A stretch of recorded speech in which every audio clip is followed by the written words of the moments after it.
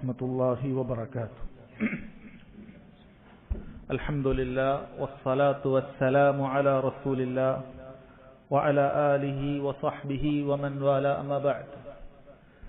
ബഹുമാന്യരായ സഹോദരങ്ങളെ, സഹോദരിമാരെ, പ്രിയപ്പെട്ട വിദ്യാർത്ഥികളെ, കിതാബ് തൗഹീദിൽ നമ്മളിപ്പോൾ ചർച്ച ചെയ്തുകൊണ്ടിരിക്കുന്ന അധ്യായങ്ങളെല്ലാം തന്നെ നാം സംസാരിക്കുന്ന സമയത്ത് ശ്രദ്ധിക്കേണ്ട, ഉപയോഗിക്കുമ്പോൾ ഗൗരവപൂർവം മാറ്റി നിർത്തേണ്ട ചില പദപ്രയോഗങ്ങളെക്കുറിച്ചുമൊക്കെയാണ്. ഇതെല്ലാം ഇദ്ദേഹം ഈ അധ്യായത്തിൽ, ഈ കിതാബ് തൗഹീദിൽ കൊണ്ടുവരാനുള്ള കാരണം എന്ന് പറയുന്നത് അത് തൗഹീദിന് ഭംഗം വരുത്തുന്ന, അതിന് കോട്ടം വരുത്തുന്ന വാക്കുകളാണ്. അതുകൊണ്ട് തന്നെ ഒരു മുസ്ലിമിനെ സംബന്ധിച്ചിടത്തോളം അവൻ അതെല്ലാം ചിന്തിച്ചുകൊണ്ട് വേണം സംസാരിക്കുകയും പറയുകയും ഒക്കെ ചെയ്യുമ്പോൾ. ഞാനത് ഉദ്ദേശിച്ചിട്ടില്ല എന്ന് മാത്രം പറഞ്ഞതുകൊണ്ടായില്ല, മറിച്ച് അവൻ സംസാരിക്കുന്ന വാക്കുകളെക്കുറിച്ച് കൃത്യമായ ധാരണ അവനുണ്ടായിരിക്കേണ്ടതുണ്ട്. ഈ അധ്യായത്തിൽ ദുആ ചെയ്യുമ്പോൾ ചില ആളുകൾക്ക് സംഭവിക്കുന്ന ഒരു തെറ്റിനെ കുറിച്ചാണ് അദ്ദേഹം ചൂണ്ടിക്കാട്ടിയിട്ടുള്ളത്. അദ്ദേഹം കൊടുക്കുന്ന അധ്യായം ബാബു ഖൗലി അല്ലാഹുമ്മ ഗ്ഫിർലി ഇൻ ശിഅ്ത. ഈ അധ്യായത്തിന്റെ പേര് അല്ലാഹുവേ നീ ഉദ്ദേശിക്കുകയാണെങ്കിൽ എനിക്ക് പുറത്തു തരണം എന്നാണ് അദ്ദേഹം കൊടുത്തിട്ടുള്ളത്. അല്ലാഹു സുബ്ഹാനഹു വ തആലയോട് തേടുമ്പോൾ, പ്രാർത്ഥിക്കുമ്പോൾ ഉള്ള ഒരു മര്യാദകേടാണ് ഒരാൾ ഈ ഒരു രൂപത്തിൽ പ്രാർത്ഥിക്കുക എന്നുള്ളത്. അതിനുള്ളിൽ പതിയിരിക്കുന്ന തെറ്റുകൾ എന്താണെന്ന് മനസ്സിലാക്കാത്ത ആളുകളെ സംബന്ധിച്ചിടത്തോളം ഒരുപക്ഷെ ഈ വാക്കൊരു തെറ്റായി തോന്നുകയില്ല. അള്ളാഹുവെ നീ ഉദ്ദേശിക്കുകയാണെങ്കിൽ എനിക്ക് പുറത്തു തരണമേ. ചിലപ്പോൾ അതൊരു വിനയത്തിന്റെ ഒക്കെ സ്വരമായിട്ടായിരിക്കും പ്രാർത്ഥിക്കുന്നവൻ വിചാരിക്കുക. അള്ളാഹുവെ നീ ഉദ്ദേശിക്കുകയാണെങ്കിൽ എനിക്ക് പുറത്തു തരണം, അള്ളാഹുവെ നീ ഉദ്ദേശിക്കുകയാണെങ്കിൽ എനിക്ക് കരുണ ചൊരിയണം, അള്ളാഹുവെ നീ ഉദ്ദേശിക്കുകയാണെങ്കിൽ എനിക്ക് റിസ്കിൽ വിശാലത നൽകണം എന്നൊക്കെ പ്രാർത്ഥിക്കുമ്പോൾ ചിലരെങ്കിലും ചിന്തിച്ചേക്കും ഇതൊരു വിനയത്തിന്റെ ഭാഷയല്ലേ എന്ന് ചിന്തിച്ചേക്കും. പക്ഷെ അങ്ങനെ പ്രാർത്ഥിക്കാൻ പാടില്ല എന്നുള്ളത് വളരെ കൃത്യമായി നബി സല്ലല്ലാഹു അലൈഹി വസല്ലം പറഞ്ഞിട്ടുണ്ട്. ആ ഹദീസിലേക്ക് വരാം. എന്തുകൊണ്ടാണ് അങ്ങനെ പാടില്ല എന്ന് പറയാനുള്ള കാരണം? എന്തുകൊണ്ട് ഉദ്ദേശിക്കുകയാണെങ്കിൽ എന്നൊരു നിബന്ധന വെച്ചുകൊണ്ട് പ്രാർത്ഥിക്കാൻ പാടില്ല എന്ന് പറഞ്ഞതിന്റെ കാരണം എന്താണ്? പണ്ഡിതന്മാർ പല കാരണങ്ങൾ അതിന് വിശദീകരിച്ചിട്ടുണ്ട്. ഒന്നാമത്തെ കാരണം, ഈ ഒരു തേട്ടത്തിൽ അതിലൊരു സൂചന ഉണ്ട്. അള്ളാഹുവിനെ നിനക്ക് നിർബന്ധിക്കാൻ സാധിക്കുമെന്നുള്ളത് പോലെ. അതായത് നീ അള്ളാഹുവിനെ ഉദ്ദേശിക്കുകയാണെങ്കിൽ തരണമെന്ന് പറയുമ്പോൾ ഞാൻ നിന്നെ നിർബന്ധിക്കുന്നില്ല, നീ ഉദ്ദേശിക്കുകയാണെങ്കിൽ തന്നാൽ മതി എന്നൊരു ധ്വനി അതിലുണ്ട്. അപ്പൊ അള്ളാഹു സുബ്ഹാനഹു വ തആലയെ നിർബന്ധിക്കാൻ ആരുമില്ല. അള്ളാഹു ഉദ്ദേശിച്ചാൽ മാത്രമേ നൽകുകയുള്ളൂ. അതുകൊണ്ട് നീ ഉദ്ദേശിക്കുകയാണെങ്കിൽ എന്ന് പ്രത്യേകം പറയേണ്ട ആവശ്യമില്ല. അള്ളാഹു അവൻ ഉദ്ദേശിക്കുന്നത് മാത്രമേ അവൻ പ്രവർത്തിക്കുകയുള്ളൂ. നിന്റെ നിർബന്ധം കാരണത്താൽ, നിന്റെ സമ്മർദ്ദം കാരണത്താൽ എന്തെങ്കിലും ചെയ്തു തരുന്നവനല്ല അള്ളാഹു തആല. ഈ ഒരു രീതിയിൽ അങ്ങനെ ഒരു ധ്വനിയുണ്ട്. അള്ളാഹു നീ ഉദ്ദേശിക്കുകയാണെങ്കിൽ തന്നാൽ മതി, ഞാൻ നിന്നെ നിർബന്ധിക്കുന്നൊന്നുമില്ല എന്നൊരു ധ്വനിയാണ് അതിലുള്ളത്. അത് തെറ്റാണ്. അപ്പൊ അങ്ങനെ ചോദിക്കാൻ പാടില്ല. രണ്ടാമത്തെ കാരണം എന്ന് പറയുന്നത്, ഇങ്ങനെ ചോദിക്കുന്ന സമയത്ത് അതിൽ മറ്റൊരു ധ്വനിയുണ്ട്. ചില കാര്യങ്ങളെല്ലാം അള്ളാഹു സുബ്ഹാനഹു വ തആലക്ക് വലിയ പ്രയാസകരമാകുന്ന എന്തോ ഉണ്ട് എന്നുള്ളതുപോലെ. സുബ്ഹാനല്ലാഹ്, നീ ഉദ്ദേശിക്കുകയാണെങ്കിൽ ചെയ്താൽ മതി എന്ന് പറയുമ്പോൾ ആ കാര്യം എന്തോ അള്ളാഹു തആലക്ക് അതെല്ലാം നൽകാൻ ചിലപ്പോ പ്രയാസം ഉണ്ടാവും. അവിടെ ഞാൻ ചോദിക്കുന്ന കാര്യം അത് ചെയ്യാൻ സാധിക്കുമെങ്കിൽ ചെയ്തു തന്നാൽ മതി, നീ ഉദ്ദേശിക്കുകയാണെങ്കിൽ ചെയ്തു തന്നാൽ മതി, ഞാൻ നിർബന്ധം പറയുന്നില്ല, ഞാൻ ഉറപ്പിച്ചു പറയുന്നില്ല എന്ന് പറയുമ്പോൾ അങ്ങനെയും ഒരു സൂചന ഉണ്ട്. എന്നാൽ സഹോദരങ്ങളെ, അല്ലാഹു സുബ്ഹാനഹു വ തആലക്ക് ഈ ലോകത്തുള്ള മുഴുവൻ മനുഷ്യരും ഒരൊറ്റ പ്രതലത്തിൽ നിന്ന് ഒരുമിച്ച് ചോദിച്ചാൽ പോലും അവരെല്ലാം ചോദിച്ചതിന് അല്ലാഹു തആലക്ക് ഉത്തരം ചെയ്യാൻ സാധിക്കുകയും ആ ഉത്തരം ചെയ്തതിന്റെ പേരിൽ അവന്റെ ഖജനാവിൽ നിന്നും ഒരിറ്റുപോലും കുറഞ്ഞു പോകാതിരിക്കുകയും ചെയ്യും എന്നുള്ളത് നബി സല്ലല്ലാഹു അലൈഹി വസല്ലം നമ്മെ പഠിപ്പിച്ച കാര്യമാണ്. ഖുദ്സിയ ഹദീസിൽ അല്ലാഹു തആല പറയുന്നതായിട്ട് നമ്മൾ കേട്ടിട്ടുണ്ടാകും, യാ ഇബാദി, എന്റെ അടിമകളെ, ലൗ അന്ന അവലക്കും വ ആഖിറക്കും, നിങ്ങളിൽ ആദ്യത്തവനും അവസാനത്തവനും, വ ഇൻസക്കും വ ജിന്നക്കും, നിങ്ങളിലെ മനുഷ്യരും ജിന്നുകളും ഖാമു ഫി സഈദിൻ വാഹിദ്, എല്ലാവരും ഒരൊറ്റ പ്രതലത്തിൽ അങ്ങ് നിൽക്കുകയാണ്. ഫസഅലൂനി, അവരെല്ലാവരും എന്നോട് ചോദിച്ചു, ആരും ചോദിക്കാതിരുന്നിട്ടില്ല. ഫഅഅതൈതു കുല്ല ഇൻസാനിൻ മസ്അലതഹ, എല്ലാ മനുഷ്യരുടെയും എല്ലാവരുടെയും ചോദ്യങ്ങൾക്ക് ഞാൻ ഉത്തരം നൽകുകയും ചെയ്തു. മാ നഖസ ദാലിക മിമ്മാ ഇൻദി ഇല്ലാ കമാ യൻഖുസുൽ മിഖ്യതു ഇദാ ഉദ്ഖിൽ ബഹർ.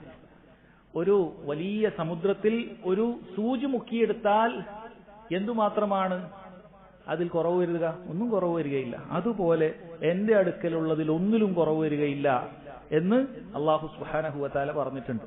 അതുകൊണ്ട് നമ്മൾ ചോദിക്കുന്ന എന്ത് വലിയ കാര്യമായാലും അതൊന്നും അല്ലാഹു തആലയെ സംബന്ധിച്ചിടത്തോളം വലിയ കാര്യമല്ല. അതുകൊണ്ട് നീ ഉദ്ദേശിക്കുകയാണെങ്കിൽ എന്നൊന്നും നമ്മൾ പറയേണ്ടതില്ല. അതാണ് മറ്റൊരു കാരണമായി പറഞ്ഞത്. മൂന്നാമത്തെ കാരണം സഹോദരങ്ങളെ, ഇങ്ങനെ ഉദ്ദേശിക്കുകയാണെങ്കിൽ തന്നാൽ മതി എന്ന് പറയുന്നവന് ഉണ്ടാകുന്ന മറ്റൊരു ധ്വനി എന്ന് പറയുന്നത്, എനിക്കങ്ങനെ വലിയ ആവശ്യമൊന്നുമില്ല, നീ ഉദ്ദേശിക്കുകയാണ് തന്നാൽ മതി. നമ്മൾ മനുഷ്യന്മാർ പരസ്പരം പറയുന്നത് പോലെ, നിന്റെ അടുക്കൽ ഒരു ഇത്ര രൂപ ഉണ്ടോ, ഉദ്ദേശിക്കാണ് തന്നാൽ മതി എന്ന് പറയുന്നത് പോലെ. അതായത് എനിക്ക് വലിയ ആവശ്യമൊന്നുമില്ല, നീ വേണമെങ്കിൽ തന്നാൽ മതി എന്ന് പറയുന്നത് പോലെയാണ് നീ ഉദ്ദേശിക്കുകയാണെങ്കിൽ പുറത്തു തന്നാൽ മതി എന്ന് നമ്മൾ പറയുന്നത്. യഥാർത്ഥത്തിൽ മനുഷ്യർ മുഴുവനും അള്ളാഹുവിലേക്ക് ആവശ്യക്കാരാണ്. ആർക്കും അങ്ങനെ പറയാനുള്ള അധികാരമില്ല. എല്ലാവരും അള്ളാഹു സുബ്ഹാനഹു വ തആലയുടെ മഗ്ഫിറത്തും മർഹമത്തിനും അള്ളാഹുവിന്റെ റിസ്കിനും ഒക്കെ ആവശ്യക്കാരായ ആളുകളാണ്. അള്ളാഹു പുറത്തു തരാതെ മറ്റാര് പുറത്തു തരാം? അള്ളാഹു സുബ്ഹാനഹു വ തആല കാരുണ്യം ചെയ്തു തരാതെ മറ്റാര് കാരുണ്യം ചെയ്തു തരാൻ? അള്ളാഹുവിന്റെ റിസ്കല്ലാതെ മറ്റേത് റിസ്ക്കാണ് നമുക്കുള്ളത്? അതുകൊണ്ട് നമ്മൾ അങ്ങനെ ചോദിക്കുമ്പോൾ നമ്മളെല്ലാം തികഞ്ഞ ആളുകളാണ്. ഇനി വേണം കിട്ടിയാൽ മതി, കിട്ടുകയാണെ മതി, നിർബന്ധമില്ല എന്നൊരു ധ്വനി അതിലുണ്ട്. അതും ഗുരുതരമാണ്. അതുപോലെ തന്നെ നാലാമത്തെ തെറ്റ് എന്ന് പറയുന്നത്, ഇങ്ങനെ മശീയത്ത് വെച്ചുകൊണ്ട് ഉദ്ദേശിക്കുകയാണെങ്കിൽ മതി എന്ന് പറയുമ്പോഴുള്ള നാലാമത്തെ ഒരു തെറ്റ് എന്ന് പറയുന്നത്, അവൻ ആ ദുആയിൽ ഒരു ഉറപ്പില്ല എന്നുള്ളതാണ്. ഒരു തറദ്ദുദുണ്ട്, യഖീനില്ല, ഉത്തരം കിട്ടുമെന്ന് ഉറപ്പില്ലാത്ത രൂപത്തിലുള്ള ഒരു പ്രാർത്ഥനയാണ്. എന്നാൽ അങ്ങനെ പ്രാർത്ഥിക്കാൻ പാടില്ല. നമ്മൾ പ്രാർത്ഥിക്കുന്ന സമയത്ത് ദുആക്ക് ഉത്തരം കിട്ടാനുള്ള വളരെ പ്രധാനപ്പെട്ട ഒരു കാര്യമാണ് അള്ളാഹു എനിക്കിത് നൽകുമെന്നുള്ള ദൃഢബോധ്യത്തോടുകൂടി, ദൃഢവിശ്വാസത്തോടുകൂടി നമ്മൾ പ്രാർത്ഥിക്കുക എന്നുള്ളത് നമ്മൾ പലപ്പോഴും ചിന്തിക്കേണ്ട കാര്യമാണ്. നമ്മളെ പ്രാർത്ഥന ആ രൂപത്തിലായിരിക്കണം. നബി സല്ലല്ലാഹു അലൈഹി വസല്ലം പറഞ്ഞല്ലോ, ഉദ്ഉല്ലാഹ് വഅൻതും മൂഖിനൂന ബിൽ ഇജാബ. നിങ്ങൾ അള്ളാഹുവിനോട് പ്രാർത്ഥിക്കേണ്ടത് നിങ്ങൾ ഉത്തരം കിട്ടുമെന്ന ഉറപ്പോടുകൂടിയാണ്. അങ്ങനെ വേണം പ്രാർത്ഥിക്കാൻ. നമ്മുടെ കാര്യം എത്ര വലുത് എന്നൊന്നും ഒരു വിഷയാകാൻ പാടില്ല. ചിലപ്പോഴൊക്കെ നമ്മൾ ആരോടാണ് ചോദിക്കുന്നത് എന്ന് മറക്കുന്ന രൂപത്തിലാണ് ആളുകൾ ചോദിക്കുക. ചോദിക്കേണ്ട വിഷയം വലുതാകുന്ന സമയത്ത്, അങ്ങനെയുള്ള കാര്യങ്ങളാകുന്ന സമയത്ത് ഈ രൂപത്തിലൊരു ഉറപ്പില്ലാത്തൊരു ചോദ്യം നമ്മുടെ ഭാഗത്തുനിന്നുണ്ടായി പോകും. അത് തെറ്റാണ്. മറിച്ച് അള്ളാഹു എന്തായാലും തരും. കാരണം അള്ളാഹു സുബ്ഹാനഹു വ തആലയുടെ വാഗ്ദാനമാണ് പ്രാർത്ഥിച്ചാൽ ഉത്തരം നൽകുമെന്നുള്ളത്. അള്ളാഹു സുബ്ഹാനഹു വ തആലയുടെ വാഗ്ദാനമാണ്. നിങ്ങൾ പ്രാർത്ഥിക്കുന്നുണ്ടോ അള്ളാഹു ഉത്തരം നൽകും.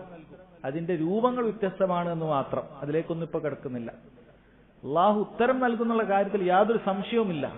നമ്മളിൽ നിന്നും കയറിപ്പോകുന്ന പ്രാർത്ഥന അത് നല്ല പ്രാർത്ഥനയായിരിക്കണം. ചില കാരണങ്ങളൊക്കെ ഉണ്ടാകും പ്രാർത്ഥനക്ക് ഉത്തരം കിട്ടാതിരിക്കാൻ. അതിൽപ്പെട്ടൊരു കാരണമാണിത്. യഖീനില്ലാതെ പ്രാർത്ഥിക്കുക, വലിയ ഉറപ്പില്ല, അള്ളാഹു നൽകുമെന്നൊരു ഉറപ്പില്ലാത്ത രൂപത്തിൽ ഒരാൾ പ്രാർത്ഥിക്കുകയാണെങ്കിൽ അത് ഉത്തരം കിട്ടാതായി പോകുന്ന ഒരു കാരണമാണ്. ഇവിടെ പറയുന്നത്, ഇങ്ങനൊരു മശീയത്ത് വെച്ച് പ്രാർത്ഥിക്കുന്നവൻ ആ ഒരു രൂപത്തിലുള്ള ഒരു ധ്വനിയും അവന്റെ ഭാഗത്തു നിന്നുണ്ട്. ഈ പറഞ്ഞ 4 കാര്യങ്ങളും സഹോദരങ്ങളെ, ചിലപ്പോഴൊക്കെ ചില ആളുകൾ പറഞ്ഞേക്കാം, ഞാൻ അങ്ങനെ ചിന്തിച്ചിട്ടില്ല എന്ന് പറഞ്ഞേക്കാം. എന്നാലും തെറ്റാണ്. നീ അങ്ങനെ ചിന്തിച്ചാലും ശരി, ഇല്ലെങ്കിലും ശരി, നീ ഈ രൂപത്തിൽ പ്രാർത്ഥിക്കുക എന്നുള്ളത് നബി സല്ലല്ലാഹു അലൈഹി വസല്ലമയുടെ ഈ ഹദീസ് പ്രകാരം അത് നിഷിദ്ധമാണ് എന്നാണ് പണ്ഡിതന്മാർ പറഞ്ഞിട്ടുള്ളത്. ഇത് കേവലം അല്ലാഹു മഗ്ഫിർലി ഇൻ ശിഅത് എന്നുള്ളത് മാത്രമല്ല, അദ്ദേഹം തലക്കെട്ട് കൊടുത്തത് അതിലൊരു ഉദാഹരണം എന്നോണമാണ്. ഏത് കാര്യമാകട്ടെ, അള്ളാഹുവിനോട് ചോദിക്കുന്ന സമയത്ത് റിസ്കിന്റെ കാര്യമാകട്ടെ, ഏതൊരു കാര്യമാകട്ടെ, അതിന്റെ ഖൈറ് വ്യക്തമാണെങ്കിൽ നമ്മൾ ഈ രൂപത്തിൽ ഉദ്ദേശിക്കുകയാണെങ്കിൽ എന്ന് പറഞ്ഞ് ചോദിക്കാനേ പാടില്ല. മറിച്ച് അള്ളാഹു നീ നൽകണം എന്ന രൂപത്തിൽ തന്നെ നമ്മൾ കേണ് പ്രാർത്ഥിക്കേണ്ട ഒരു കാര്യമാണ് ഇത്.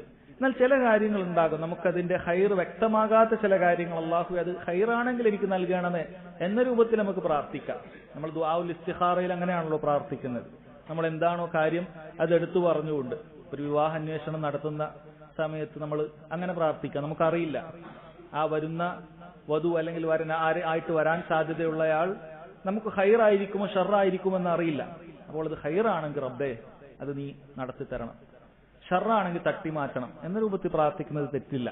അല്ലെങ്കിൽ പുതുതായി എന്തെങ്കിലുമൊക്കെ ഒരു കച്ചവടം നമ്മൾ തുടങ്ങാൻ പോവുകയാണ്, നമുക്കറിയില്ല അത് ഖൈറിലാണോ ചെന്നെത്തുക ഷെറിലാണോ ചെന്നെത്തുക എന്നറിയില്ല.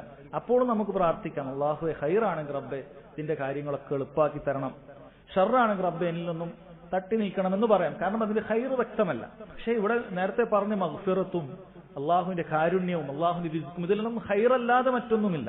അപ്പൊ അതിലൊരിക്കലും മശിയത്ത് വെച്ചുകൊണ്ട് പ്രാർത്ഥിക്കാൻ പാടില്ല എന്ന കാര്യം പ്രത്യേകം മനസ്സിലാക്കുക. ഇതിന് തെളിവായി അദ്ദേഹം ഹദീസ് കൊടുക്കുന്നു. ഫി സ്വഹീഹ് അഥവാ ബുഖാരിയിലും മുസ്ലിമിലുമുള്ള ഹദീസാണിത്. അൻ അബി ഹുറൈറത റളിയല്ലാഹു അൻഹു അന്ന റസൂലുള്ളാഹി സ്വല്ലല്ലാഹു അലൈഹി വസല്ലം ഖാൽ لا يقولن احدكم اللهم اغفر لي ان شئت اللهم ارحمني ان شئت. നിങ്ങളിൽ ഒരാളും പറയാൻ പാടില്ല അഥവാ പ്രാർത്ഥിക്കാൻ പാടില്ല അല്ലാഹുമ്മ ഇഗ്ഫിർ ലി ഇൻ ശിഅത്, അല്ലാഹുവേ നീ ഉദ്ദേശിക്കുകയാണെങ്കിൽ നീ എനിക്ക് പുറത്തു തരണം. അല്ലാഹുമ്മ ഇർഹംനി ഇൻ ശിഅത്, അല്ലാഹുവേ നീ ഉദ്ദേശിക്കുകയാണെങ്കിൽ നീ എനിക്ക് കരുണ ചൊരിയണം. ബുഖാരിയുടെ റിവായത്തിൽ ഇതുകൂടിയുണ്ട്, അല്ലാഹുമ്മ ഇർസുഖ്നി ഇൻ ശിഅത്, അല്ലാഹുവേ നീ ഉദ്ദേശിക്കുകയാണെങ്കിൽ എനിക്ക് ഉപജീവനം നൽകണം എന്നുണ്ട്. അതുമായി ബന്ധപ്പെട്ട കാര്യം നമ്മൾ പറഞ്ഞു. എന്നിട്ട് എങ്ങനെ പ്രാർത്ഥിക്കാനാണ് നബി സല്ലല്ലാഹു അലൈഹി വസല്ലം പറഞ്ഞത്? ലിയഅ്സിമിൽ മസ്അല, നിങ്ങൾ കാര്യങ്ങൾ ഉറപ്പോടുകൂടി ചോദിക്കണം, അസീമത്തോടുകൂടി ചോദിക്കണം. ഇങ്ങനെ ഒരു സംശയത്തിന്റെ വേണമെങ്കിൽ മതി എന്ന രൂപത്തിലല്ല, ഉറച്ചു തന്നെ നിങ്ങൾ ചോദിക്കേണ്ടതുണ്ട്. ചോദിക്കുന്ന സമയത്ത് ഉറച്ചു ചോദിക്കണം, റബ്ബേ നീ എനിക്കിത് നൽകണം എന്ന് തന്നെ നമ്മൾ ചോദിക്കേണ്ടതുണ്ട്. ഫഇന്നല്ലാഹ ലാ മുക്രിഹ ലഹു, കാരണം അല്ലാഹു സുബ്ഹാനഹു വ തആല നിർബന്ധിക്കാൻ ആരുമില്ല. നിന്റെ ചോദ്യത്തിന്റെ നിർബന്ധം വഴങ്ങിയിട്ട് അല്ലാഹു തആല നിനക്ക് പ്രാർത്ഥനയ്ക്ക് ഉത്തരം നൽകുക അങ്ങനെ ഒരു വിഷയം വരുന്നില്ല. അത് നീ ഒരു നിർബന്ധിക്കുന്നവനാണ് എന്ന് തോന്നിയിട്ട് നീ എന്ത് ചെയ്യേണ്ടതില്ല, അങ്ങനെ പറയാതിരിക്കേണ്ടതില്ല. മറിച്ച് നീ നിർബന്ധപൂർവം തന്നെ റബ്ബിനോട് ആവർത്തിച്ച് ചോദിക്കുക. ഇമാം മുസ്ലിം റിവായത്ത് ചെയ്യുന്നു, വലി മുസ്ലിമിൻ വലിയുഅള്ളിം അർറഗ്ബ, ഒരുവന്റെ ആഗ്രഹം അവൻ വലുതാക്കട്ടെ എന്നാണ്. അവന്റെ ആഗ്രഹം അത് അല്ലാഹു സുബ്ഹാനഹു വ തആലയോട് നന്നായിട്ട് തന്നെ അവനത് കാണിക്കട്ടെ. ഉദാഹരണത്തിന് ഒരു സാധാരണ രീതിയിൽ പോകുന്ന ഒരു വ്യക്തിയാണ്, ചെറിയ കച്ചവടമൊക്കെ ആയിട്ട് പോകുന്ന വ്യക്തിയാണ്. വിചാരിക്കാത്ത രൂപത്തിൽ ലക്ഷങ്ങളുടെ കടം, മില്യണുകളുടെ കടം പെട്ടെന്ന് അവൻ വന്നു ഭവിക്കുകയാണ്. അവനെ സംബന്ധിച്ചിടത്തോളം ഈ കടം വീട്ടാനുള്ള ഭൗതികമായ മാർഗമൊന്നും മുന്നിലില്ല. ഈ അന്നേക്ക് കിട്ടുന്ന ചെറിയ കച്ചവടം കൊണ്ട് ഈ വലിയ മില്യണുകളൊന്നും വീട്ടാനുള്ള വഴിയൊന്നും അവന്റെ കയ്യിലില്ല. അതുകൊണ്ട് തന്നെ റബ്ബിനോട് പ്രാർത്ഥിക്കുന്ന സമയത്ത് ഇനി ഒരു പ്രതീക്ഷയില്ലാത്തവനെ പോലെ അല്ല നീ പ്രാർത്ഥിക്കണം. റബ്ബേ ഈ ലക്ഷങ്ങൾ നീ എനിക്ക് നൽകണം എന്റെ ഈ കടം വീട്ടുന്നതിന് വേണ്ടി എന്ന് തന്നെ പ്രാർത്ഥിക്കണം. അല്ലാഹു സുബ്ഹാനഹു വ തആല അത് നിനക്ക് നൽകുക തന്നെ ചെയ്യും. നീ അതിനൊരു ഭൗതികമായ സബബുകൾ കാണാത്തത് കൊണ്ട്, മാർഗങ്ങൾ കാണാത്തത് കൊണ്ട് നിന്റെ പ്രാർത്ഥനയിൽ നിനക്ക് കുറവ് വരുത്താൻ പാടില്ല. കാരണം നീ അറിയാത്ത രൂപത്തിൽ നിനക്ക് ഉപജീവനം നൽകുന്നവനാണ് അല്ലാഹു സുബ്ഹാനഹു വ തആല. നിനക്ക് അറിയാത്ത രൂപത്തിൽ അല്ലാഹു സുബ്ഹാനഹു വ തആല നിനക്ക് ഉപജീവനം നൽകും, നിന്റെ കടങ്ങൾ ഇല്ലാതാക്കി നൽകും.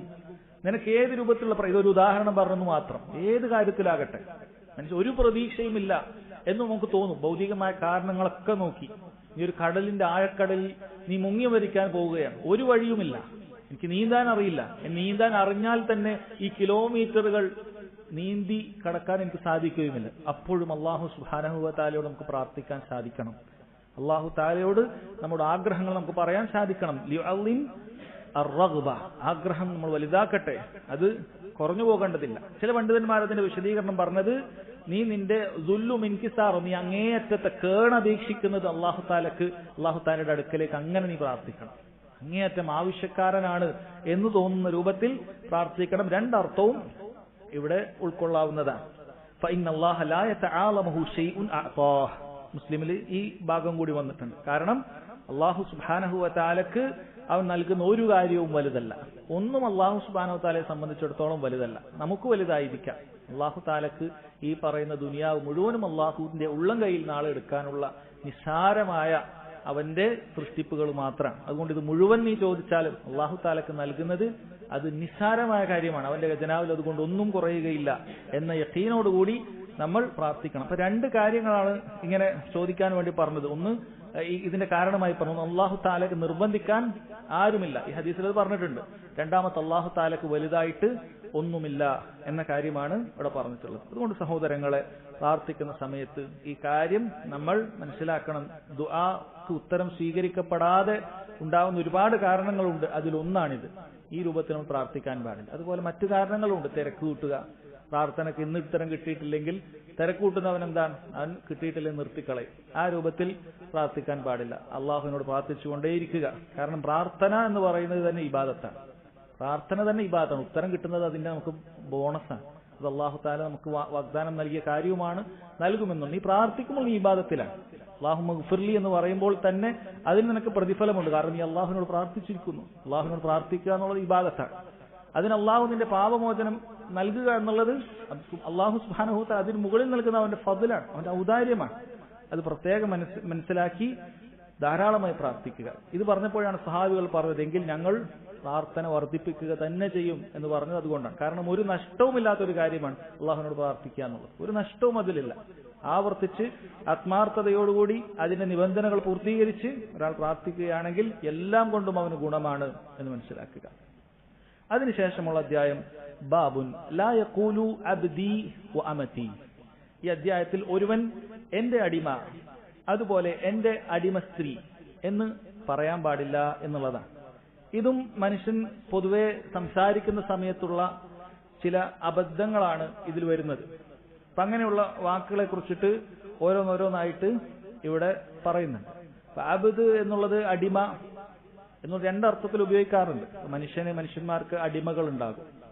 അവന്റെ കീഴിൽ പണിയെടുക്കുന്ന യജമാനന് അടിമകൾ ഉണ്ടാകും. എന്നാൽ മുഴുവൻ മനുഷ്യരും അല്ലാഹു സുബ്ഹാനഹു വ തആലയുടെ അടിമകളാണ്.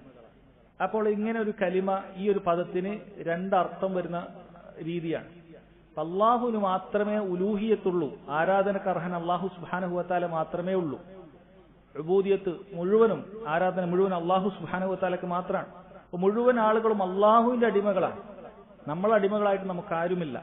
പക്ഷെ എന്നാൽ ഭൗതികമായ അടിമകൾക്ക് അടിമകൾ എന്ന് പറയാറുമുണ്ട്. അബ്ദ് എന്നുള്ള വാക്ക് സ്ഥിരപ്പെട്ടതാണ്, ശരീഅത്തിൽ ഉപയോഗിക്കപ്പെട്ട വാക്കാണ്. പക്ഷെ ആ അബ്ദിനെ എന്നിലേക്ക് ചേർത്തിക്കൊണ്ട് അബ്ദി, എന്റെ അടിമ, അമതി, എന്റെ അടിമ സ്ത്രീ എന്ന രൂപത്തിലുള്ള പ്രയോഗത്തെ കുറിച്ചാണ്, അതുമായി ബന്ധപ്പെട്ട കാര്യമാണ് ഇവിടെ പറയുന്നത്. ഇനി ഹദീസിൽ വായിച്ചതിന് ശേഷം നമുക്കതിലേക്ക് കിടക്കാം. സഹീഹ് അഥവാ ബുഖാരി മുസ്ലിം ഒക്കെ ഉദ്ധരിച്ച ഹദീസിൽ കാണാം, അൻ അബി ഹുറൈറത റളിയല്ലാഹു അൻഹു അന്ന റസൂലുള്ളാഹി സ്വല്ലല്ലാഹു അലൈഹി വസല്ലം ഖാൽ ലാ യഖുൽ അഹദുക്കും, നിങ്ങളിൽ ഒരാൾ പറയാൻ പാടില്ല, അത്ഇം റബ്ബക് വദ്ദി റബ്ബക്, നിന്റെ റബ്ബിനെ ഭക്ഷിപ്പിക്കുക, നിന്റെ റബ്ബിനെ വുളു ചെയ്യിപ്പിക്കുക. വൽയഖുൽ സയ്യിദി വ മൗലാ, എന്റെ യജമാനൻ എന്നൊക്കെ പറയുക. വലാ യഖുൽ അഹദുക്കും, നിങ്ങളിൽ ഒരാളും പറയാൻ പാടില്ല അബ്ദി വ അമതി, എന്റെ അടിമ, എന്റെ അടിമ സ്ത്രീ എന്നൊന്നും പറയരുത്. വൽയഖുൽ ഫതായ വ ഫതാതി വ ഗുലാമി, എന്റെ യുവാവ്, എന്റെ യുവതി, എന്റെ ഭൃത്യൻ, ആ രൂപത്തിൽ പറയുക എന്നാണ്. ഒരുപാട് വിഷയങ്ങൾ ഇതിൽ വന്നിട്ടുണ്ട്. ഒന്നാമതായി പറഞ്ഞത് ലാ യഖുൽ അഹദുക്കും അത്ഇം റബ്ബക വദ്ദി റബ്ബക, നിന്റെ റബ്ബിനെ ഭക്ഷിപ്പിക്കുക, നിന്റെ റബ്ബിനെ വുളു ചെയ്യിപ്പിക്കുക. എന്താണ് മനുഷ്യൻ അങ്ങനെയുള്ള വാക്ക് പറയാനുള്ള കാരണം എന്താണ്? ഒരാളും അല്ലാഹു സുബ്ഹാനഹു വ തആല ഉദ്ദേശിച്ചത് പറയുകയില്ല. അങ്ങനെ പറഞ്ഞാൽ അത് കുഫ്റാണ്. അത് ഒരാളും പറയുകയില്ല. മറിച്ച് റബ്ബ് എന്നുള്ളത് പൊതുവെ യജമാനനെ ഉപയോഗിക്കാറുണ്ട്. റബ്ബ് എന്നുള്ള ഒരു ഗൃഹനാഥന് റബ്ബുൽ ബൈത്ത് എന്ന് പറയും. ഒരാളുടെ മുതലാളിക്ക് റബ്ബ് എന്ന് ഭാഷയിൽ പറയും. അർബാബ് എന്നുള്ളത് പറയുന്നത് നമുക്കൊക്കെ അറിയുന്ന ആളുകൾ പറയാറുണ്ട്, അർബാബ് എന്ന് പറയാറുണ്ട്. അപ്പൊ അത് പൊതുവെ ഭാഷയിൽ പറയുന്നതാണ്. പക്ഷേ ആ റബ്ബ് എന്നുള്ള വാക്ക് അല്ലാഹു സുബ്ഹാനഹു വ തആലയുടെ ഒരു പേരാണ്. അത് കേൾക്കുമ്പോൾ തന്നെ പൊതുവേ നമ്മുടെ ചിന്തയിലൊക്കെ വരുന്നത് റബ്ബ് എന്ന് പറയുമ്പോൾ തന്നെ നമുക്ക് ചിന്തയിൽ അല്ലാഹു തആലയെ കുറിച്ചിട്ടാണ് പേര് നമുക്ക് ചിന്തയിൽ വരുന്നത്. അതുകൊണ്ട് തന്നെ അങ്ങനെയുള്ള ഒരു വാക്ക് ഈ രൂപത്തിൽ ഉപയോഗിക്കുക എന്നുള്ളത് അല്ലാഹു സുബ്ഹാനഹു വ തആലയോടുള്ള ഒരു മര്യാദകേടാണ്. അത് ചെയ്യാൻ പാടില്ല എന്നുള്ളത് നബി സല്ലല്ലാഹു അലൈഹി വസല്ലം പ്രത്യേകം നമ്മളെ പഠിപ്പിക്കുകയാണ്. ഫഅത്ഇം റബ്ബക എന്ന് പറയുന്നത് പണ്ഡിതന്മാർ പറയുന്നു രണ്ട് രൂപത്തിൽ അങ്ങനെ ഒരു സംസാരം വരാം. നമ്മൾ വിചാരിക്കും എവിടെയാണ് സംസാരം വരാം. അപ്പൊ ഒന്ന്, മൂന്നാമതൊരാള് അടിമയോട് പറയാണ്, അതായത് ഒരു വ്യക്തിയോട്, തൊഴിലാളിയോട് അല്ലെങ്കിൽ ആ ഭൃത്യനോട് പറയുകയാണ്, നീ നിന്റെ യജമാനെ ഭക്ഷിപ്പിക്കണം, യജമാനെ വുളു എടുപ്പിക്കണം. അപ്പൊ ആ അർത്ഥത്തിൽ അത്ഇം റബ്ബക്, നീ നിന്റെ റബ്ബിന് ഭക്ഷണം കൊടുക്കണം. യജമാൻ അധ്വാനിച്ചിട്ടും മറ്റും അയാൾക്കുള്ള ഭക്ഷണം തയ്യാറാക്കി കൊടുക്കണം എന്നായിരിക്കും, അല്ലെങ്കിൽ വുളു എടുപ്പിക്കണം എന്നൊക്കെ ഉള്ളത് ഇവൻ അധ്വാനിച്ചിട്ട് ചെയ്തു കൊടുക്കണം എന്നാണ് പറയുന്നത്. ഈ പറയുന്ന ആള് വേറൊന്നും ഉദ്ദേശിക്കുന്നില്ല, ഇത് തന്നെ ഉദ്ദേശിക്കുന്നുള്ളൂ, എന്നാലും അത് പാടില്ല എന്ന. ഇനി രണ്ടാമത്, ഈ യജമാനൻ തന്നെ ഒരു വലിയൊരു ഗർവോടുകൂടി സ്വന്തത്തെ ഒന്ന് പൊക്കിക്കൊണ്ട് നീ നിന്റെ യജമാനനെ ഭക്ഷിപ്പിക്കണം, നീ നിന്റെ യജമാനെ വുളു എടുപ്പിച്ചു കൊടുക്കണം, അല്ലെങ്കിൽ അതിൽ ആ രൂപത്തിൽ, ഈ രണ്ടു വാക്ക് മാത്രമല്ല, ഏതായാലും ആ രൂപത്തിൽ റബ്ബ് എന്നുള്ള വാക്ക്, നിന്റെ റബ്ബ് എന്റെ റബ്ബ് എന്ന രൂപത്തിലേക്കുള്ള വാക്ക് അവിടെ പറയുന്നതുമാണ് വിഷയം, അതും ഇതിൽ പെടുന്നതാണ് എന്നാണ്. നബി സല്ലല്ലാഹു അലൈഹി വസല്ലം പറയുന്നതായിട്ട് മുസ്ലിമിൽ പറഞ്ഞു, വലാ യഖുൽ അഹദുക്കും റബ്ബി, എന്റെ റബ്ബ് എന്ന് പറയരുത്. അഥവാ ഏത് വിഷയത്തിൽ, തന്റെ യജമാനന്റെ വിഷയത്തിൽ എന്റെ റബ്ബ് എന്ന അയാളെ കുറിച്ച് അങ്ങനെ പറയാൻ പാടില്ല എന്നുള്ളതാണ് പറയുന്നത്. അത് എന്തുകൊണ്ടാണ് അതിന്റെ വിഷയം, കൂടുതൽ വിശദാംശം പിന്നീട് വരാം. പിന്നീട് നബി സല്ലല്ലാഹു അലൈഹി വസല്ലം പറഞ്ഞ വേറെ വിഷയം, വലിയഖുൽ, ഒരാൾ പറയട്ടെ സയ്യിദി വ മൗല, എന്റെ യജമാനൻ എന്നൊക്കെ അവൻ പറയട്ടെ. അതായത് യജമാനനെ റബ്ബി എന്ന് പറയാതെ, യജമാനൻ റബ്ബി എന്ന് പറയാതെ അവൻ സയ്യിദി എന്ന് പറഞ്ഞോട്ടെ. മൗലായ, രണ്ടും യജമാനൻ, നേതാവ് എന്നൊക്കെ അർത്ഥമുള്ള വാക്കാണ്. ആ വാക്കുകളൊക്കെ ഉപയോഗിച്ചോട്ടെ, റബ്ബ് എന്നുള്ള വാക്ക് ഉപയോഗിക്കരുത് എന്നാണ്. പിന്നെ പറഞ്ഞു, വലാ യഖുൽ അഹദുക്കും അബ്ദി വ അമതി, നിങ്ങളിൽ ഒരാൾ എന്റെ അടിമ, അഥവാ യജമാനനെ തിരിച്ച് എന്റെ അടിമ, എന്റെ അടിമ സ്ത്രീ എന്ന വാക്കും ഉപയോഗിക്കാതിരിക്കട്ടെ. വല്യഖുൽ, അവൻ ഇങ്ങനെ ഉപയോഗിച്ചോളട്ടെ, ഫതായ, എന്റെ യുവാവ്, അതായത് താഴെ പണിയെടുക്കുന്ന ആളെ കുറിച്ചിട്ടാണ് പറയുന്നത്. ഫതാത്തി, എന്റെ യുവതി, ഗുലാമി, എന്റെ ഭൃത്യൻ എന്ന് താഴെ കീഴിൽ ജോലി ചെയ്യുന്ന ആളുകളെ കുറിച്ചിട്ടാണ് പറയുന്നത്. ചില റിവായത്തിൽ ഇമാം മുസ്ലിം തന്നെ ഉദ്ധരിക്കുന്നതിൽ കാണാൻ സാധിക്കും, നബി സല്ലല്ലാഹു അലൈഹി വസല്ലം പറഞ്ഞു, ലാ യഖൂലന്ന അഹദുക്കും അബ്ദി, നിങ്ങളിൽ ഒരാളും എന്റെ അടിമ എന്ന് പറയരുത്. ഫകുല്ലുക്കും അബീദുല്ലാഹ്, നിങ്ങളിൽ എല്ലാവരും അള്ളാഹുവിന്റെ അടിമകളാണ്. നിങ്ങളെല്ലാവരും അടിമകളായി, വിളിക്കുന്നവനും അള്ളാഹിന്റെ അടിമയാണ്. അതുകൊണ്ട് നീ മറ്റൊരാൾ എന്റെ അടിമ നീ പറയരുത്. വലാകിൻ യഖുൽ ഫതായ, അതുപോലെ എന്റെ യുവാവ് എന്നൊക്കെ പറഞ്ഞാൽ മതി. വലാ യഖുൽ അബ്ദു റബ്ബി, അതുപോലെ ഒരു അടിമ എന്റെ റബ്ബ് എന്ന് പറയരുത്. വലാകിൻ യഖുൽ സയ്യിദ്, എന്റെ സയ്യിദ് എന്ന് പറഞ്ഞാൽ മതി എന്നാണ്. അതുപോലെ വേറെ റിവായത്തിൽ കാണാം, ലാ യഖുലന്ന അഹദുക്കും അബദി വമതി, എന്റെ അടിമ, എന്റെ അടിമസ്ത്രീ എന്ന് പറയരുത്. കുല്ലുക്കും അബീദുല്ലാഹ് വകുല്ലു നിസായിക്കും ഇമാഉല്ലാഹ്, നിങ്ങളെല്ലാവരും അള്ളാഹുവിന്റെ അടിമകളാണ്, നിങ്ങളിൽ എല്ലാ സ്ത്രീകളും അള്ളാഹുവിന്റെ അടിയാത്തികളാണ് എന്ന് നബി സല്ലല്ലാഹു അലൈഹി വസല്ലം അറിയിക്കുകയാണ്. അപ്പൊ ഈ ഹദീസുകളിലൊക്കെ ചില മസ്അലകൾ വരുന്നുണ്ട്. അതിലൊന്നാമത്തത് റബ്ബ് എന്നുള്ള വാക്ക് ഉപയോഗിക്കുക എന്നുള്ളതാണ്. റബ്ബ് എന്നുള്ള വാക്ക് ഉപയോഗിക്കുന്നതുമായി ബന്ധപ്പെട്ടിട്ടുള്ള വിഷയമാണ്. അതിൽ തന്നെ സഹോദരങ്ങളെ വിശദീകരണമുണ്ട്, എങ്ങനെ അത് ഉപയോഗിക്കുന്നു എന്നതനുസരിച്ചിട്ട് അതിന് വിശദീകരണമുണ്ട്. ഒരാൾ അർ റബ്ബ്, അലിസ്ലാം ഇട്ടുകൊണ്ട് അർ റബ്ബ് എന്നുള്ളതാണ് വിളിക്കുന്നതെങ്കിൽ, ഒരാൾ അർ റബ്ബ് എന്ന രൂപത്തിലാണ് വിളിക്കുന്നത് എങ്കിൽ അത് ഹറാമാണ്. അങ്ങനെ ഒരിക്കലും വിളിക്കാൻ പാടില്ല. അർ റബ്ബ് എന്നുള്ളത് അല്ലാഹു സുബ്ഹാനഹു വ തആലയാണ്. അതല്ലെങ്കിൽ മനുഷ്യന് ഒരിക്കലും യോജിക്കാത്തതിലേക്ക് ചേർത്തി പറഞ്ഞുകൊണ്ട് റബ്ബുൽ ആലമീൻ, അത് അല്ലാഹു തആല മാത്രമാണ്. അങ്ങനെ മനുഷ്യന് യോജിക്കാത്തൊരു കാര്യത്തിലേക്ക് റബ്ബുസ് സമാവാതി വൽ അർദ്, റബ്ബുൽ ആലമീൻ, റബ്ബുൽ ഇൻസി വൽ ജിൻ, ഇതൊന്നും ഒരു മനുഷ്യന് ഒരിക്കലും റബ്ബ് എന്ന് പറഞ്ഞ് ചേർത്തി പറയാൻ പറ്റാത്ത വാക്കുകളാണ്. അങ്ങനെയുള്ളതും പാടില്ല. ഇതൊക്കെ അല്ലാഹു തആലയെ മാത്രമേ ആ രൂപത്തിൽ വിളിക്കാൻ പാടുള്ളൂ. ഇനി രണ്ടാമത്തെ ചില പദപ്രയോഗങ്ങൾ, ആ പദപ്രയോഗത്തിൽ തന്നെ അത് അല്ലാഹു സുബ്ഹാനഹു വ തആലയായി സാദൃശ്യമില്ല എന്നറിയിക്കുന്ന പദപ്രയോഗങ്ങളാണെങ്കിൽ അതും തെറ്റില്ല എന്നാണ്. ഇപ്പോ ഇമാം മുസ്ലിം തന്നെ ഉദ്ധരിക്കുന്ന ഒരു ഹദീസിൽ, നിങ്ങളൊക്കെ കേട്ടിട്ടുള്ള ഹദീസു ജിബ്രീലിൽ, അതിന്റെ അവസാനത്ത് അലാമത്തു സാഅ, അന്ത്യനാളിന്റെ അടയാളങ്ങൾ പറയുമ്പോൾ ഒരു അടയാളം പറയുന്നുണ്ട്, അൻതലിദൽ അമതു റബ്ബതഹ, ഒരു അടിയാത്തി അവൾ യജമാനത്തിയെ പ്രസവിക്കുമ്പോൾ എന്ന് പറഞ്ഞിട്ടുണ്ട്. അന്ത്യനാളിന്റെ അടയാളമായി പല കാരണങ്ങൾ, അതിന്റെ വിശദീകരണം പലതും പറഞ്ഞിട്ടുണ്ട്. പ്രധാനപ്പെട്ട ഒരു കാരണം പല പണ്ഡിതന്മാർ പറഞ്ഞത് ഉഖൂഖുൽ വാലിദൈന, മാതാപിതാക്കളെ അനുസരണക്കേട് കാണിക്കുക എന്നുള്ളതാണ്. കാരണം പ്രസവിക്കുന്ന കുട്ടി യജമാനത്തിയെ പോലെയാണ് മാതാപിതാക്കളോട് പെരുമാറുന്നത്. അത് മാതാപിതാക്കളോട് കാണിക്കുന്ന അനുസരണക്കേടാണ്, അത് അന്ത്യനാളിന്റെ അടയാളമാണ് എന്നൊക്കെ പറഞ്ഞിട്ടുണ്ട്.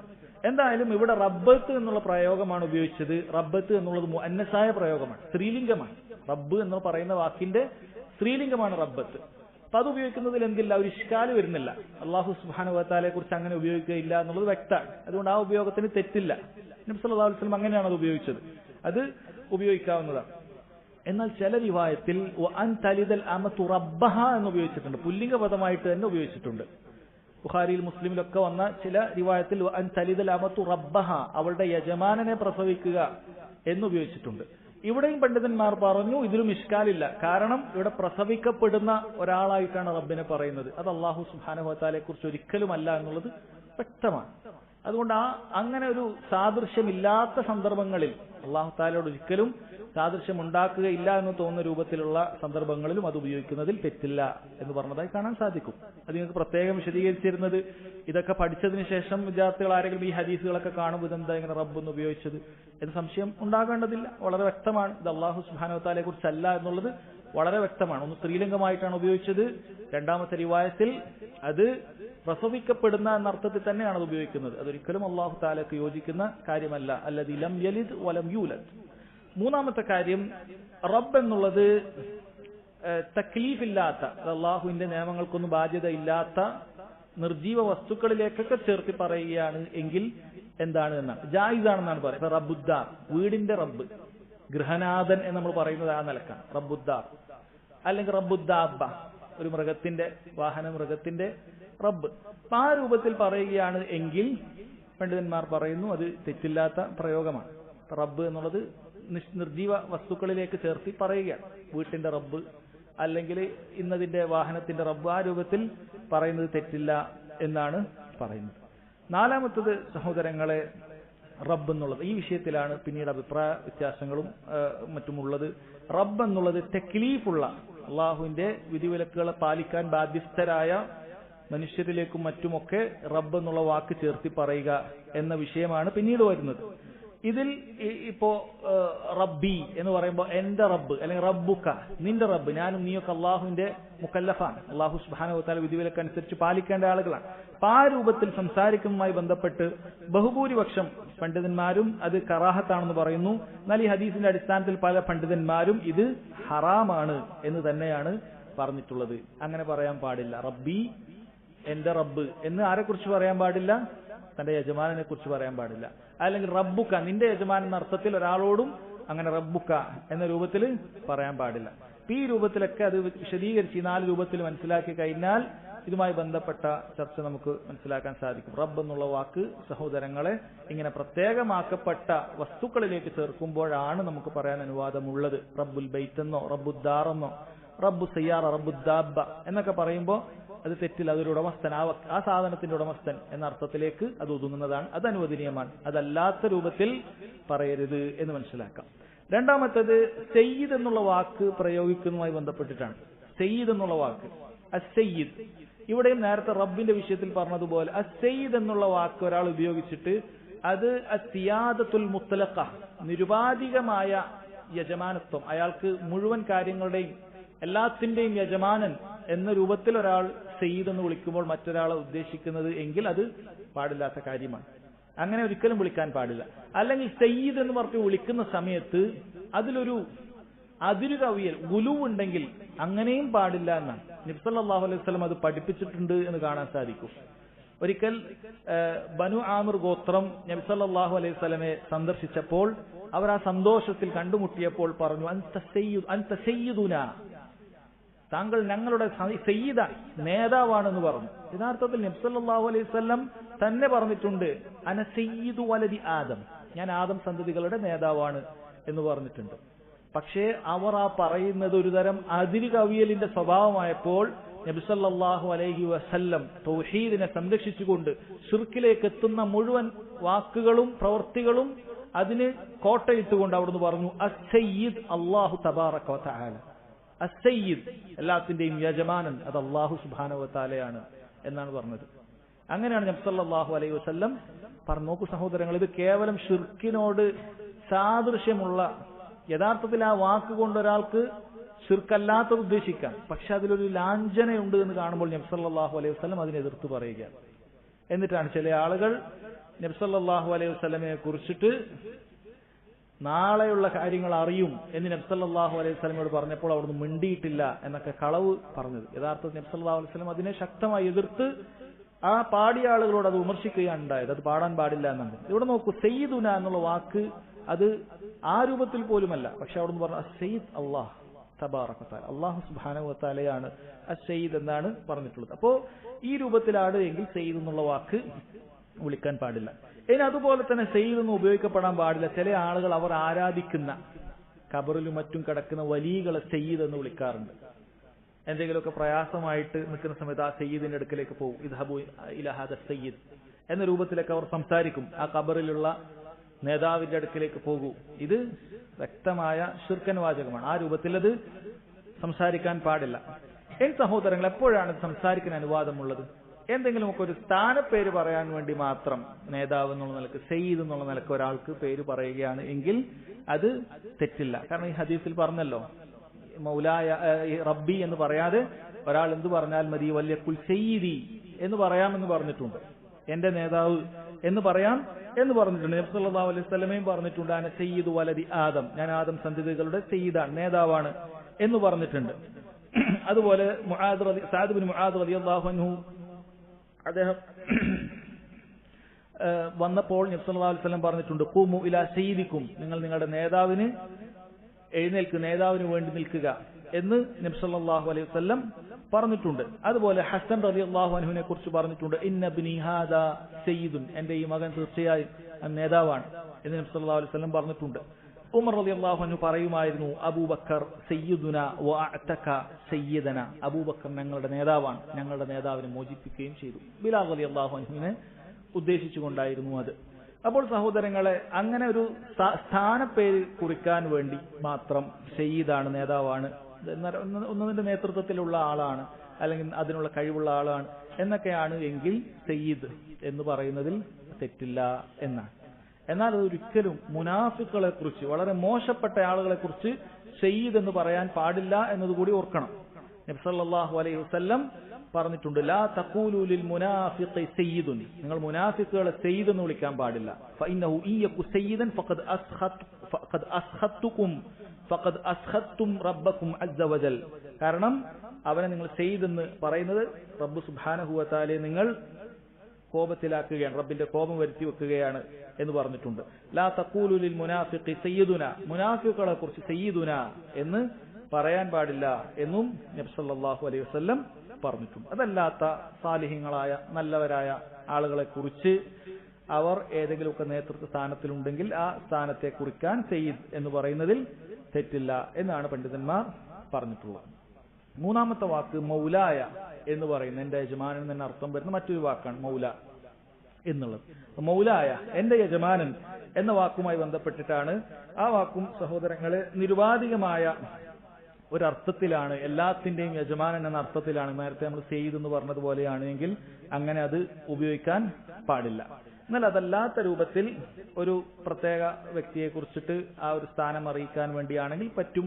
കാരണം നബി സല്ലല്ലാഹു അലൈഹി വസല്ലം പറഞ്ഞിട്ട് വലിയ കുൽ സയ്യിദി വ മൗല, എന്റെ യജമാനൻ എന്ന രൂപത്തിലൊക്കെ നിങ്ങൾ പറഞ്ഞോളൂ എന്ന് വന്നിട്ടുണ്ട്. അതുകൊണ്ട് അത് ആ രൂപത്തിലാണ് എങ്കിൽ അനുവദനീയമാണ്. മറ്റു തെറ്റുകളൊന്നും അതിലില്ല എങ്കിൽ അത് അനുവദനീയമാണ് എന്നാണ് നമ്മൾ മനസ്സിലാക്കേണ്ടത്. ഇനി നാലാമത്തത് അബ്ദി വ അമതി എന്ന് വിളിക്കുക എന്നുള്ളതാണ്. അതാണ് അദ്ദേഹം ഈ അധ്യായത്തിന് തലക്കെട്ട് കൊടുത്തിട്ടുള്ളത്.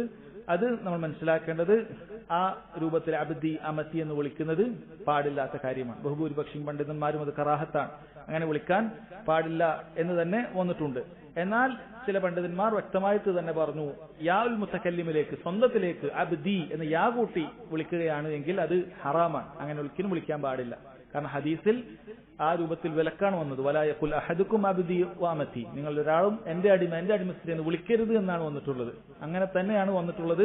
അതിൽ നിന്നും തെറ്റിക്കുന്ന കറാഹത്താണെന്ന് അറിയിക്കുന്ന മറ്റ് അനുവദനീയമായ രംഗങ്ങളൊന്നും ഈ വിഷയത്തിൽ വന്നിട്ടില്ല. അതുകൊണ്ടത് ഹറാമാണ് എന്നത് തന്നെ മനസ്സിലാക്കണം. എന്നാൽ അബ്ദ് ഇന്ന ഇതിലേക്ക് ചേർത്തിയിട്ടാണെങ്കിലോ അത് പറയാവുന്നതാണ്. ഇബാദ് ഇന്ന രൂപത്തിലേക്ക് അബ്ദി എന്നല്ലാതെ മറ്റു രൂപത്തിൽ അത് ചേർത്തി പറയുകയാണ് എങ്കിൽ അത് അനുവദനീയമാണ് എന്നാണ് പണ്ഡിതന്മാർ ഈ വിഷയത്തിൽ പറഞ്ഞിട്ടുള്ളത്. അതിനുശേഷം അധ്യായം സഹോദരങ്ങളെ, ബാബുൻ ലാ യുറദ്ദു മൻ സഅല ബില്ലാഹ്, അള്ളാഹുവിനെ കൊണ്ട് ചോദിച്ചവന്റെ ചോദ്യം തള്ളപ്പെടാൻ പാടില്ല, അത് തട്ടിക്കളയാൻ പാടില്ല എന്നറിയിക്കുന്ന അധ്യായമാണ്. എന്താണ് ഈ അധ്യായത്തിൽ കൊടുത്തിട്ടുള്ള ഹദീസ്? അൻ ഇബ്നു ഉമർ റളിയല്ലാഹു അൻഹുമാ ഖാൽ ഖാല റസൂലുള്ളാഹി സ്വല്ലല്ലാഹു അലൈഹി വസല്ലം മൻ ഇസ്തആദ ബില്ലാഹ് ഫഅഈദു, ആരെങ്കിലും അള്ളാഹുവിനെ കൊണ്ട് രക്ഷ തേടിയാൽ അവന് നീ രക്ഷ നൽകണം എന്നാണ് ഒന്നാമത്തെ കാര്യം പറഞ്ഞിട്ടുള്ളത്. അപ്പൊ അള്ളാഹു സുബ്ഹാനഹു വ തആലയുടെ പേരിൽ ഒരാൾ രക്ഷ തേടും, ഇനി അള്ളാഹുവിന്റെ പേരിൽ എനിക്ക് രക്ഷ നൽകണം എന്ന് പറഞ്ഞ ഒരാൾ ചോദിച്ചു കഴിഞ്ഞാൽ അയാൾക്ക് രക്ഷ നൽകണമെന്നാണ്. ഒരാൾ പറയുകയാണ് മറ്റൊരാളോട്, നിന്റെ ഷർറിൽ നിന്നും ഞാൻ അള്ളാഹുവിനോട് രക്ഷ ചോദിക്കുന്നു, അള്ളാഹുവിന്റെ പേരിൽ ഞാൻ രക്ഷ ചോദിക്കുന്നു നിന്റെ ഷർറിൽ നിന്ന് പറഞ്ഞാൽ ഇയാൾ എന്ത് ചെയ്യാൻ പാടില്ല, ഒരു ഉപദ്രവിക്കാൻ പാടില്ല. അല്ലെങ്കിൽ വേറൊരാളുടെ ഷർറിൽ നിന്ന് ഞാൻ അള്ളാഹുവിന്റെ പേരിൽ നിന്നോട് രക്ഷ ചോദിക്കുന്നു എന്ന് പറഞ്ഞാൽ അയാളെ സഹായിക്കണം. ഫഈദൂ, അവന് രക്ഷ നൽകണം എന്നുള്ളതാണ്. അല്ലാഹു സുബ്ഹാനഹു വ തആലയുടെ നാമം പറഞ്ഞുകൊണ്ട് ഒരാൾ രക്ഷ ചോദിക്കുമ്പോൾ നമ്മൾ അത് ഗൗനിക്കാതെ നിൽക്കാൻ പാടില്ല എന്നാണ് ഇവിടെ പറഞ്ഞിട്ടുള്ളത്. അങ്ങനെ ഗൗനിക്കാതിരിക്കാൻ പാടില്ല. ആ ചോദിക്കുന്ന റബ്ബിന്റെ പേരിലാണ് അവൻ ചോദിച്ചത്. അല്ലാഹു സുബ്ഹാനഹു വ തആലയുടെ പേരിലാണ് രക്ഷ ചോദിച്ചത്. അത് പരിഗണിച്ചിട്ട് എന്ത് ചെയ്യേണ്ടതുണ്ട്? അവനെ രക്ഷ നൽകേണ്ടതുണ്ട് എന്നാണ്. എന്നാൽ ഇതിനൊരു നിബന്ധനയുണ്ട് എന്ന് പണ്ഡിതന്മാർ പറഞ്ഞിട്ടുണ്ട്. അത് അങ്ങനെ നമുക്ക് ഒഴിവാക്കി കൊടുക്കാൻ പറ്റുന്ന, രക്ഷ കൊടുക്കാൻ പറ്റുന്ന വിഷയത്തിലായിരിക്കണം. അഥവാ അവൻ ചിലപ്പോൾ ചില ഹറാമുകൾക്ക് വേണ്ടി ഇങ്ങനെ ചോദിച്ചു കഴിഞ്ഞാൽ അത് പാടില്ല. ഒരാൾ പറയുകയാണ് ഔദു ബില്ലാഹി മിൻ അൻ തംനഅനി മിനൽ ഗീബ, നീ എന്നെ ഗീബത്തിൽ നിന്നും തടയുന്നതിൽ നിന്നും ഞാൻ അള്ളാഹുവിന്റെ പേരിൽ നിന്നോട് രക്ഷ ചോദിക്കുന്നു എന്ന് പറഞ്ഞു കഴിഞ്ഞാൽ ഞാൻ തടയാതിരിക്കുക എന്നുള്ളതല്ല, തടയണം. അല്ലെങ്കിൽ ആ രൂപത്തിൽ എന്തെങ്കിലും ഒരു ദുൽമ ഇവൻ ചെയ്യുന്നത് അത് നീ എന്നെ തടയുന്നതിൽ നിന്നും ഞാൻ അള്ളാഹുവിന്റെ പേരിൽ നിന്നോട് രക്ഷ ചോദിക്കുന്നു എന്ന് പറഞ്ഞാൽ നമ്മൾ അത് വിട്ടുകൊടുക്കാൻ പാടില്ല. അതുപോലെ തന്നെ പണ്ഡിതന്മാർ പറഞ്ഞാണ് ഒരു മോഷ്ടാവ് അയാൾ കൈ ഛേദിക്കാൻ പോകുന്ന സമയത്ത്, ഖിസാസ് നടപ്പാക്കാൻ പോകുന്ന സമയത്ത് അയാൾ ഖാളിയോട് പറയുകയാണ്, ഹാക്കിമിനോട് പറയുകയാണ്, അള്ളാഹുവിന്റെ പേരിൽ ഞാനിതാ രക്ഷ ചോദിക്കുന്നു, നിങ്ങൾ ഈ കൈ മുറിക്കുന്നതിൽ നിന്നും എന്നെ രക്ഷപ്പെടുത്തണം എന്ന് പറഞ്ഞാൽ അത് കേൾക്കേണ്ടതില്ല. കാരണം അള്ളാഹു സുബ്ഹാനഹു വ തആലയുടെ നിയമമാണ് മോഷ്ടിച്ച ആണും പെണ്ണും അത് അവന്റെ കൈ ഛേദിക്കപ്പെടുമെന്നുള്ളത് അള്ളാഹുവിന്റെ നിയമമാണ്. അപ്പോൾ ജായിസായ കാര്യത്തിന് മാത്രമാണ് ഇവിടെ പറഞ്ഞിട്ടുള്ളത്. അനുവദനീയമായ ഒരു കാര്യം ഇവൻ ചോദിച്ചു കഴിഞ്ഞാൽ അവൻ വെറുതെ ചോദിക്കുന്നത് പോലെ ആകരുത് എന്ന്. വെറുതെ ഒരാൾ വന്ന് രക്ഷ ചോദിക്കുന്നത് പോലെയല്ല. അള്ളാഹിന്റെ പേരിൽ ഒരാൾ രക്ഷ ചോദിച്ചു കഴിഞ്ഞാൽ അതിന്റെ റബ്ബിന്റെ പേരിനോടുള്ള, അള്ളാഹുവിനെ കുറിച്ച് പറഞ്ഞതിനോടുള്ള ആ ഒരു പ്രാധാന്യം കണക്കിലെടുത്തുകൊണ്ട് നമ്മൾ അതിനെ ഗൗനിക്കണം. ഇതാണ് പറഞ്ഞിട്ടുള്ളത്. രണ്ടാമത്തെ കാര്യം വമൻ സഅല ബില്ലാഹ് ഫഅതു, ആരെങ്കിലും അള്ളാഹുവിന്റെ പേരിൽ ഒരു കാര്യം ചോദിച്ചു കഴിഞ്ഞാൽ അത് നീ നൽകണം എന്നാണ് നബി സല്ലല്ലാഹു അലൈഹി വസല്ലം പറഞ്ഞിട്ടുള്ളത്. അപ്പോൾ ആ ചോദ്യവും വ്യത്യസ്തമാണ്. ഒരാൾ വാജിബായ, അയാൾക്ക് കിട്ടേണ്ട നിർബന്ധമായ ഒരു അവകാശത്തെ കുറിച്ചിട്ടാണ് അള്ളാഹുവിന്റെ പേരിൽ ചോദിച്ചത് എങ്കിൽ നമുക്ക് രണ്ട് നിർബന്ധമായി. ഉദാഹരണത്തിന് ഒരാൾ മറ്റൊരാൾക്കൊരു കടം കൊടുത്തിട്ടുണ്ട്. അപ്പൊ കടം ബാധ്യതയുള്ള വ്യക്തി, കടം കൊടുക്കേണ്ട വ്യക്തി മറ്റേയാളോട്, ബാധ്യതയുള്ള വ്യക്തിയോട് കടം നൽകിയ ആള് അതിന്റെ സമയമായപ്പോ ചോദിച്ചു, നീ അന്ന് നൽകിയ 1,00,000 രൂപ, ഞാൻ നിനക്ക് അന്ന് നൽകിയ 1,00,000 രൂപ നീ തിരിച്ചു തരണം എന്ന് ചോദിക്കുകയാണെന്ന് വിചാരിക്കാം. അള്ളാഹുവിന്റെ പേരിൽ ഞാനിതാ നിന്നോട് ചോദിക്കുന്നു എന്ന് പറഞ്ഞാൽ അത് രണ്ട് ബാധ്യതയായി. കാരണം കടത്തിന്റെ സമയമായ കൊടുക്കൽ എന്തായാലും ബാധ്യതയാണ്, നിർബന്ധ ബാധ്യതയാണ്. സമയമായാൽ കൊടുക്കൽ നിർബന്ധ ബാധ്യതയാണ്, അല്ലെങ്കിൽ കുറ്റക്കാരനാകും. കാരണം അയാൾ പറഞ്ഞ സമയമായിട്ടുണ്ട്. പിന്നെ മറ്റ് ഒഴുകഴിവ് പറയാൻ പാടില്ല, പ്രത്യേകിച്ച് എടുത്ത് കൊടുക്കണം. അതോടൊപ്പം അയാൾ അല്ലാഹു സുബ്ഹാനഹു വ തആലയുടെ പേര് പറഞ്ഞുകൊണ്ടാണ് ചോദിക്കുന്നത് എങ്കിൽ അവന് രണ്ട് ബാധ്യതയായി. റബ്ബിന്റെ പേര് വെച്ചിട്ടാണ് ചോദിച്ചത്, നിർബന്ധമായിട്ടും അവന് കൊടുക്കേണ്ടതുണ്ട് എന്നാണ്. ഒരു ഉപ്പ മകനോട് പറയാണ്, ഞാൻ അള്ളാഹുവിന്റെ പേരിൽ നീ എന്നോട് മോശമായി പെരുമാറുന്നതിനെ കുറിച്ച് പെരുമാറാതിരിക്കാൻ ഞാനിത് നിന്നോട് ചോദിക്കുകയാണ്, അല്ലെങ്കിൽ എന്നോട് നല്ല നിലയിൽ പെരുമാറണം എന്നുള്ളത് ഞാൻ അള്ളാഹുവിന്റെ പേരിൽ നിന്നോട് ചോദിക്കുകയാണ് എന്ന് പറഞ്ഞാൽ അവിടെ രണ്ട് നിർബന്ധമാണ്. ഉപ്പാനോട് നല്ല രീതിയിൽ പെരുമാറുക, ബിർറ് കാണിക്കുക എന്നുള്ളത് നിർബന്ധമാണ്. ഉപ്പ അള്ളാഹിന്റെ പേരിൽ കൂടി ചോദിച്ചു കഴിഞ്ഞാൽ അവൻ ഔജബായി, വാജിബ് ഔജബായി, നിർബന്ധം അതിനിർബന്ധമായ കാര്യമായി മാറുകയാണ്. രണ്ടാമത്തെ സഹോദരങ്ങളെ, ഒരു ഹറാമായ കാര്യമാണ് അള്ളാഹുവിന്റെ പേരിൽ ഒരാൾ ചോദിക്കുന്നതെങ്കിൽ അത് അറിയാവുന്നതാണ്, അത് അങ്ങനെ ചെയ്യാൻ പാടില്ല. അള്ളാഹിന്റെ പേരിനോട് ചോദിക്കുക എന്നുള്ളത് കൊണ്ട് അത് കൊടുക്കാൻ പാടില്ല. അള്ളാഹിന്റെ പേരിൽ ഞാൻ എന്നൊരു സിഗരറ്റ് ഒരാൾ ചോദിക്കുകയാണെങ്കിൽ അള്ളാഹിന്റെ പേരിൽ ഞാൻ ചോദിക്കുന്നു പറഞ്ഞ സഹോദരങ്ങൾ, അവൻ സാധാരണ ചോദിക്കുന്നതിനേക്കാളും ഇരട്ടി കുറ്റം ഈ ചോദിക്കുന്നവരുണ്ട്. കാരണം ഒരു ഹറാം ഒരാൾ മറ്റൊരാൾ ചോദിച്ചാൽ തന്നെ കുറ്റമാണ്. അള്ളാഹുവിന്റെ പേര് കൂടി അവൻ പറഞ്ഞാൽ അള്ളാഹുവിന്റെ പേര് ബഹുമാനിക്കാതെ അത് ഉപയോഗിച്ചു എന്നുള്ളതിന്റെ അടിസ്ഥാനത്തിൽ അവന് കൂടുതൽ കുറ്റം കിട്ടും. ചോദിക്കപ്പെട്ടവൻ അത് കൊടുക്കാനും പാടില്ല. മൂന്നാമത്തെ ചോദ്യം സഹോദരങ്ങളെ, ഒരാൾക്ക് ആ ചോദിക്കപ്പെട്ട വസ്തു നൽകുമ്പോൾ വലിയ പ്രയാസമുണ്ടാകുന്ന കാര്യമാണെങ്കിൽ അവൻ കൊടുക്കേണ്ടതില്ല എന്നാണ്. ഉദാഹരണത്തിന് ഒരു വ്യക്തിയുടെ കയ്യിൽ അത്യാവശ്യം പണമുണ്ട്. ഈ പണമാണെങ്കിൽ അയാൾക്ക് ഒരു രോഗിക്ക് വേണ്ടി, തന്റെ ഉപ്പാക്ക് വേണ്ടിയിട്ടോ അല്ലെങ്കിൽ കുടുംബത്തിലൊരാൾക്കോ വേണ്ടി ചെലവഴിക്കേണ്ട ഒരു പണം. അപ്പോൾ ഒരാൾ വന്നിട്ട് ഇത് കണ്ടപ്പോൾ ചോദിച്ചത്, അള്ളാഹിന്റെ പേരിൽ ഞാൻ നിന്റെ പോക്കറ്റിലുള്ള പണം ചോദിച്ചിരിക്കുന്നു എന്ന് പറഞ്ഞാൽ ഈ ഹദീസ് പ്രകാരം ഫഅതു, അവന് കൊടുക്കണം എന്നർത്ഥമാക്കുന്നില്ല എന്നാണ് പണ്ഡിതന്മാർ പറയുന്നത്. കാരണം ഇത് ഇയാൾക്ക് കൊടുത്തു കഴിഞ്ഞാൽ ഇവർ ചികിത്സയ്ക്ക് വേണ്ട പണം ഇല്ലാതായി പോകും. ചികിത്സക്ക് വേണ്ട പണം ഇല്ലാതായി പോകും. അപ്പോൾ ആ നിലക്ക് അത് കൊടുക്കേണ്ടതില്ല. നിനക്കൊരു വലിയൊരു മശക്കത്ത് ഉണ്ടാകുക എന്നുള്ളത് ശരീഅത്ത് ഒരിക്കലും അനുവദിക്കുന്ന കാര്യമല്ല. നിനക്ക് തന്നെ വലിയ പ്രയാസം ഉണ്ടാക്കിയിട്ട് മറ്റൊരാളെ സഹായിക്കാന്നല്ല. ചില ആളുകൾ അങ്ങനെ വിവരമില്ലാത്ത പണി ചെയ്യും. സ്വന്തം ഭാര്യയ്ക്ക് ചെലവിന് കൊടുക്കാനുണ്ടാവില്ല, അല്ലെങ്കിൽ ഉപ്പാക്കും ഉമ്മാക്കും കൊടുക്കാനുണ്ടാവില്ല. എന്നിട്ട് വേറെ ആരെങ്കിലും ചോദിച്ചാൽ എടുത്തു കൊടുത്തിട്ട് ഇവരോടൊന്നും പരമായി പെരുമാറുക എന്നുള്ളത് അതൊരിക്കലും ശറഅ് പറഞ്ഞ കാര്യമല്ല. അയാൾ ചോദിച്ചുകൊണ്ട് ഞാൻ കൊടുത്തു, ഇനിയിപ്പോ ഒന്നുമില്ലാതെ പോകുക എന്നുള്ളതല്ല. ഇത്ര വലിയൊരു മശക്കത്തിലേക്ക് നിന്നെ തള്ളിവിടുന്നതാണ് എങ്കിൽ ആ ചോദ്യത്തിന് നീ ഉത്തരം കൊടുക്കേണ്ടതില്ല. അതിനർത്ഥം അവനെ ആട്ടി അകറ്റുക എന്നുള്ളതല്ല. അവനോട് കാര്യം പറയുക, എനിക്ക് ഈ ഒരു പണമേ ഉള്ളൂ, ഇത് ഇന്ന ആവശ്യത്തിന് വേണ്ടിയിട്ടാണ് എന്ന് പറഞ്ഞ് അവനെ ആട്ടാതെ മനസ്സിലാക്കി തിരിച്ചുവിടുക എന്നുള്ളതാണ്. അതായത് ഇവൻ ആ ബാധ്യത വരുന്നില്ല, ഈ ഹദീസ് പ്രകാരം ആ ബാധ്യത വരുന്നില്ല എന്നാണ് പണ്ഡിതന്മാർ വിശദീകരിച്ചത്. നാലാമത്തതും ഇതുപോലെ തന്നെയാണ്. പരിധി വിട്ടൊരു ചോദ്യമാണ് ഈ ചോദിച്ചത് എങ്കിൽ അത് വലിയൊരു കാര്യമാണ് ചോദിച്ചത്, ചെറിയ നിസ്സാര കാര്യമൊന്നല്ല, അങ്ങനത്തെ വലിയൊരു കാര്യമാണ് ഒരാൾ ചോദിച്ചത് എങ്കിൽ അവിടെ അങ്ങനെ തന്നെയാണ്. ഷെയ്ഖ് സുലൈമാൻ റുഹൈലി ഹഫളഹുല്ലാഹ് വിശദീകരിക്കുന്ന സമയത്ത് പറയാം, ഒരാളുടെ കയ്യിൽ 2 കാറുണ്ട്, മറ്റൊരാൾ വന്ന് ചോദിക്കുകയാണ് ഇത് അള്ളാന്റെ പേരിൽ ഞാൻ മറ്റേ ഒരു കാർ ഞാൻ ചോദിക്കുന്നു എന്ന് പറഞ്ഞാൽ ആ കാർ എടുത്ത് കൊടുക്കണം എന്നില്ല. കാരണം വലിയൊരു കാര്യമാണ് ചോദിച്ചത്, ചെറിയ നിസ്സാരമായ എന്തെങ്കിലുമൊക്കെ കാര്യമല്ല ചോദിച്ചത്, വലിയൊരു കാര്യമാണ് ചോദിച്ചത്. അവിടെയും അവൻ എന്തില്ല, നിർബന്ധമില്ല. അതാണ് നമ്മൾ പറയുന്നത്. അയാൾക്ക് കൊടുക്കുകയോ കൊടുക്കാതിരിക്കുകയോ ചെയ്യാം, അത് അയാളുടെ കാര്യമാണ്. അയാൾക്ക് കൊടുക്കുകയോ കൊടുക്കാതിരിക്കുകയോ ചെയ്യാം. ഒരാൾ വന്ന് ചോദിച്ചാൽ അയാൾക്ക് വേണം ഈ കാർ നീ എടുത്തോ എന്ന് പറയാം അയാൾക്ക്. പക്ഷേ ഈ ഹദീസ് പ്രകാരം ഈ ഒരു കൽപ്പന അതിലേക്ക് വരുന്നില്ല. കാരണം അത് മനുഷ്യന് ഇതൊരു പരിധി വിട്ട ചോദ്യമാണ്. അപ്പൊ അത് ചില ആളുകൾ ചോദിക്കുന്ന സമയത്ത് മര്യാദ ഉണ്ടാകേണ്ട കാര്യമാണ്. മറ്റൊരാളോട് ചോദിക്കുക എന്നുള്ളത് തന്നെ അത് അങ്ങേയറ്റം ആവശ്യക്കാർക്ക് മാത്രമേ ചോദിക്കാൻ പാടുള്ളൂ. മറ്റൊരാളോട് കൈ നീട്ടുക എന്നുള്ളത് തന്നെ ശറഅ് വിലക്കിയിട്ടുള്ള ഒരു കാര്യമാണ്. അങ്ങേയറ്റം ആവശ്യക്കാരായ ചിലരുണ്ട്, അവർക്ക് മാത്രമേ ചോദിക്കാൻ ശറഅ് അനുവാദം നൽകുന്നുള്ളൂ. ഇനി അവർ പോലും ചോദിക്കുന്ന സമയത്ത് ഈ രൂപത്തിലുള്ള ചോദ്യങ്ങൾ അവർ ചോദിക്കാൻ പാടില്ല. അയാൾക്ക് വലിയൊരു പ്രയാസം, നീ എനിക്ക് ഇത്ര തരണം അല്ലെങ്കിൽ ഇതൊക്കെ എനിക്ക് തരണം എന്ന രൂപത്തിൽ ചോദിക്കുക, അത് പാടില്ല എന്നാണ് പറയുന്നത്. ഇനി അഞ്ചാമത്തെ രൂപത്തിലുള്ളതാണ് ഉള്ളൊരു ചോദ്യം. അത് അയാൾക്ക് ആദ്യം പറഞ്ഞതുപോലെയുള്ള അയാളുടെ നിർബന്ധ ബാധ്യതയോ മറ്റോ ഒന്നുമല്ല. അതുപോലെ ഇങ്ങനെയുള്ള പരിധി വിട്ട ചോദ്യമോ അയാൾക്കൊരു ഉപദ്രവം ഉണ്ടാക്കുന്ന ചോദ്യമോ ഒന്നുമല്ല. ഒരു സാധാരണ രൂപത്തിലുള്ള ഒരു ചോദ്യം ചോദിച്ചു കഴിഞ്ഞാൽ ബഹുഭൂരിപക്ഷം പണ്ഡിതന്മാരും പറഞ്ഞു അയാൾക്ക് ഉത്തരം നൽകുക എന്നുള്ളത് മുസ്തഹബായ കാര്യമാണ്, മുസ്തഹബാണ്. ബഹുഭൂരിപക്ഷം പണ്ഡിതന്മാർ നിർബന്ധമാണ് എന്ന് പറഞ്ഞിട്ടില്ല.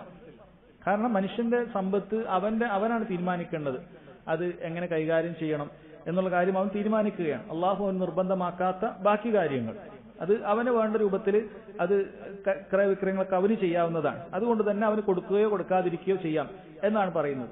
എന്നാൽ പല പണ്ഡിതന്മാരും ഈ ഹദീസിന്റെ അടിസ്ഥാനത്തിൽ അത് നിർബന്ധമാണ് എന്ന് തന്നെ പറഞ്ഞിട്ടുണ്ട്. കാരണം ഇവിടെ പറഞ്ഞത് വമൻ സഅല ബില്ലാഹ്, അള്ളാഹുവിന്റെ മാർഗത്തിൽ ഒരാൾ ചോദിച്ചാൽ ഫഅതു, നിസ്സാരമായ ഒരു കാര്യം, വലിയ അവന് പ്രയാസം ഉണ്ടാക്കുന്ന കാര്യമല്ല. അതുപോലെ അങ്ങനെ ഒരു വലിയൊരു ചോദ്യമൊന്നുമല്ല, ഒരു നിസ്സാരമായ കാര്യം. അള്ളാഹുവിന്റെ പേരിൽ ഞാനിത് നിന്നോട് ചോദിക്കുന്നു എന്ന് പറഞ്ഞു കഴിഞ്ഞാൽ അവന് കൊടുക്കണം എന്ന് ചില പണ്ഡിതന്മാർ പറഞ്ഞു. ചില പണ്ഡിതന്മാർ അതിനൊരു വിശദീകരണം പറഞ്ഞിട്ടുണ്ട്. അതൊരു മനോഹരമായ വിശദീകരണമാണ്. അവർ പറയുകയാണ് അയാൾ ആ ചോദിക്കുന്ന വ്യക്തി നിന്നെ മാത്രം തെരഞ്ഞുപിടിച്ച് ചോദിച്ചതാണ്.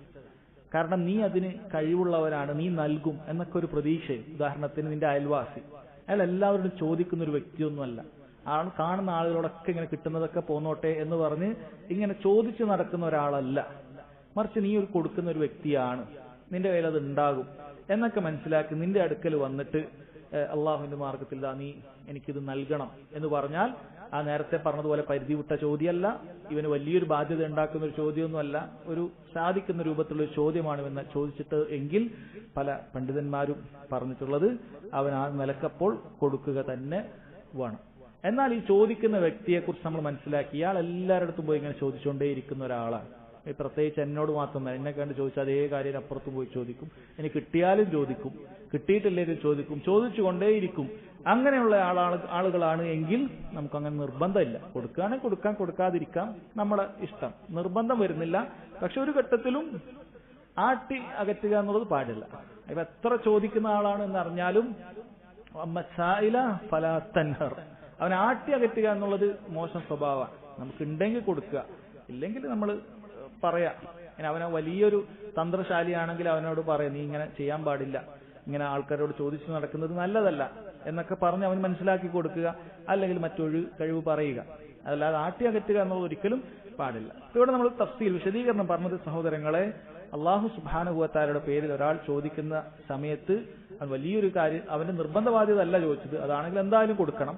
ഇനി വലിയൊരു ബാധ്യതയുള്ളതോ നമുക്ക് വലിയൊരു പ്രയാസം ഉണ്ടാക്കുന്നതോ ഒന്നുമല്ല അവൻ ചോദിച്ചു, സാധാരണ ഒരു കാര്യമാണ് ചോദിച്ചത് എങ്കിൽ അവൻ അങ്ങനെ എല്ലാവരോടും ചോദിച്ചു നടക്കുന്ന ഒരാളൊന്നുമല്ല. നമ്മളെ തന്നെ വേണ്ടി ഉദ്ദേശിച്ച് നമ്മൾ കൊടുക്കുമെന്ന ഉദ്ദേശത്തിന് ഒരാൾ പറയണേ അള്ളാഹിന്റെ മാർഗത്തിൽ എനിക്ക് ഭക്ഷണത്തിന് വകയില്ല, എന്റെ കുടുംബത്തിന് വകയില്ല, നിങ്ങൾ എന്തെങ്കിലും എനിക്ക് നൽകണം എന്ന് പറഞ്ഞൊക്കെ ഒരാൾ ചോദിച്ചു കഴിഞ്ഞാൽ നമ്മളത് കൊടുക്കണമെന്നാണ്. ചില സമയത്തൊക്കെ നമുക്ക് എവിടെയെങ്കിലൊക്കെ അറിയാത്തൊരു സ്ഥലത്തൊക്കെ വെച്ച് ആരെങ്കിലും ഒക്കെ ഇങ്ങനെ ചോദിച്ചാൽ നമുക്കൊരു പക്ഷെ അയാളെ കുറിച്ച് അറിയുകയില്ല.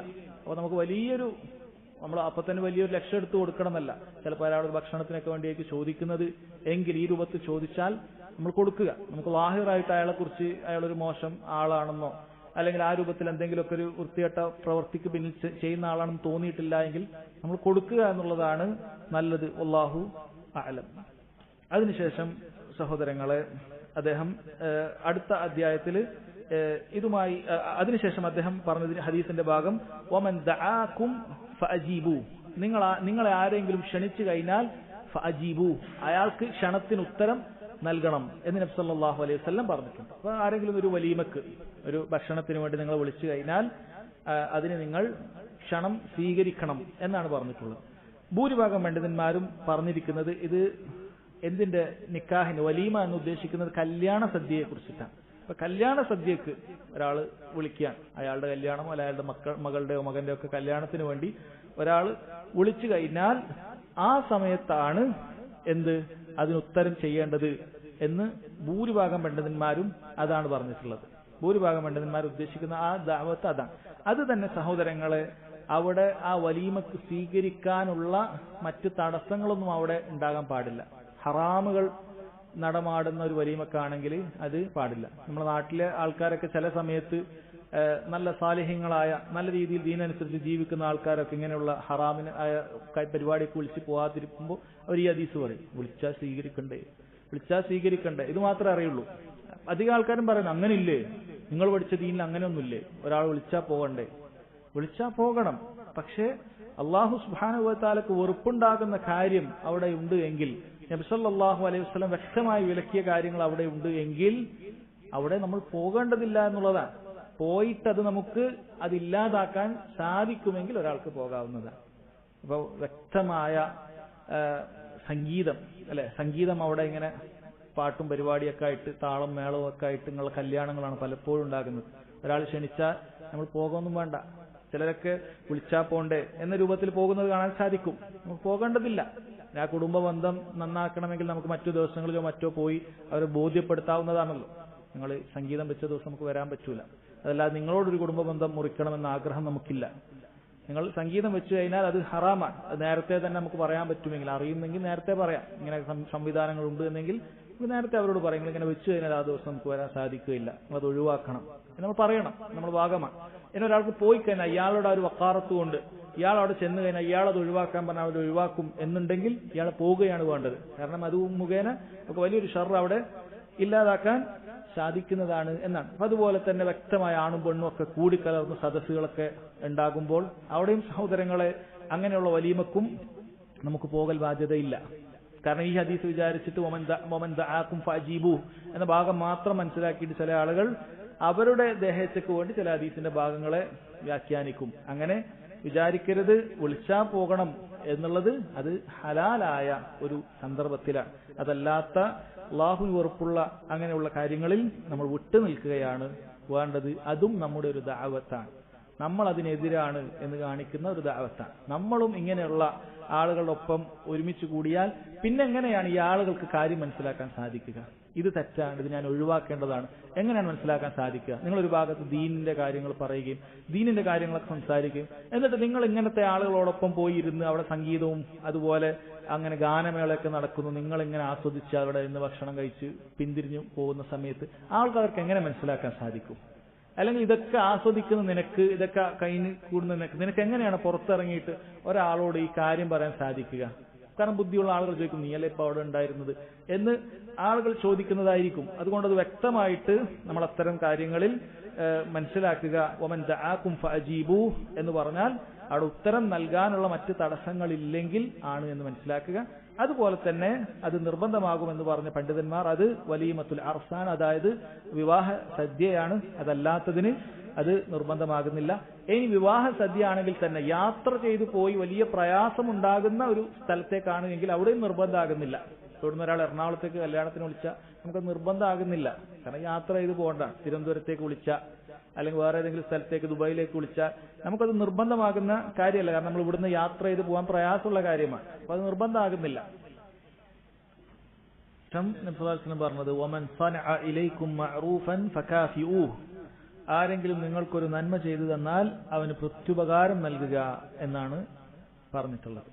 അപ്പോൾ എന്ത് നന്മയാകട്ടെ, ഒരാൾ നമുക്കൊരു നന്മ ചെയ്തു തന്നാൽ, സാമ്പത്തികമായോ ശാരീരികമായോ അയാളെ കൊണ്ട് പറ്റുന്ന ഒരു നന്മ നമുക്ക് ചെയ്തു തന്നു കഴിഞ്ഞാൽ അതിന് ഫകാഫിഊഹു, അതുപോലെ നിങ്ങൾ പകരം നൽകുക എന്നാണ് നബി സല്ലല്ലാഹു അലൈഹി വസല്ലം പറഞ്ഞിട്ടുള്ളത്. ഒരാൾ ഒരു ഹദിയ നൽകി, അപ്പോൾ നമ്മൾ എന്ത് ചെയ്യുക, നമ്മളും ആ രൂപത്തിൽ സാധിക്കുന്ന ഒരു സമയത്ത് മറ്റൊരു ഘട്ടത്തിൽ നമ്മൾക്ക് അയാൾക്കൊരു ഹദിയ കൊടുക്കുക. ഒരാളൊരു വിഷയത്തിൽ നമ്മളെ സഹായിച്ചു, സമാനമായ സന്ദർഭം അയാൾക്ക് ഉണ്ടാകുന്ന സമയത്ത് നമ്മളും അയാളെ സഹായിക്കാൻ വേണ്ടി പരിശ്രമിക്കുക. അതായത് നമുക്ക് കിട്ടിയ ഉപകാരങ്ങൾ മറന്നു പോകാതിരിക്കുക. ഇത് അടിമകളോട് ഇങ്ങനെ കാണിക്കുന്ന നന്ദി എന്ന് പറയുന്നത് അല്ലാഹു സുബ്ഹാനഹു വ തആലയോട് കാണിക്കുന്ന നന്ദിയുടെ ഭാഗമാണ്. ലാ യശ്കുറുല്ലാഹ് മൻ ലാ യശ്കുറുന്നാസ്, ജനങ്ങളോട് നന്ദി കാണിക്കാത്തവൻ അള്ളാഹുവിനോട് നന്ദി കാണിച്ചിട്ടില്ല എന്നാണ്. ഒരാൾ നമുക്ക് തന്ന അൽഹംദുലില്ലാഹ് എന്ന് നമ്മൾ പറയണം. അതോടുകൂടി നമ്മുടെ ബാധ്യത കഴിയുന്നില്ല. മറിച്ച് ആ നൽകിയ വ്യക്തിക്ക് വേണ്ടി എന്തെങ്കിലും നമുക്കും ചെയ്തു കൊടുക്കാൻ പറ്റുമോ എന്ന് നമ്മൾ ശ്രമിക്കണം. ഫകാഫിഊഹു എന്നാണ് നബി സല്ലല്ലാഹു അലൈഹി വസല്ലം പറഞ്ഞത്.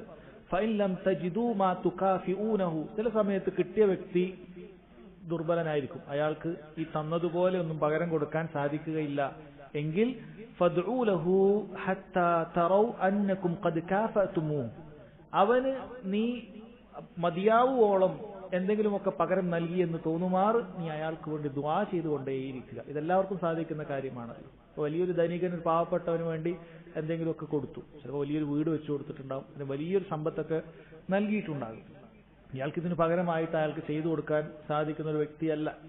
അപ്പോൾ അയാൾക്ക് വേണ്ടി പ്രത്യേകം പേരെടുത്ത് റബ്ബ് സുബ്ഹാനഹു വ തആലയോട് പ്രാർത്ഥിച്ചുകൊണ്ടേയിരിക്കും. ഒരു തവണ രണ്ട് തവണ എന്നല്ല, എത്ര വരെ? ഹത്താ തറൗ അന്നകും ഖദ് കാഫഅതുമൂഹു, നീ അതിന് പ്രത്യുപകാരം, അതിന് പകരമായിട്ട് നീ നൽകി എന്ന് തോന്നുവോളം നീ ദുആ ചെയ്തുകൊണ്ടേയിരിക്കുക എന്നുള്ളത് നബി സല്ലല്ലാഹു അലൈഹി വസല്ലം പഠിപ്പിക്കുകയാണ്. യഥാർത്ഥത്തിൽ സഹോദരങ്ങളെ, ഇതിന് തൗഹീദുമായൊരു ബന്ധമുണ്ട് എന്ന കാര്യം നമ്മൾ മനസ്സിലാക്കേണ്ടതുണ്ട്. എന്താണ് തൗഹീദുമായിട്ടുള്ള ബന്ധം?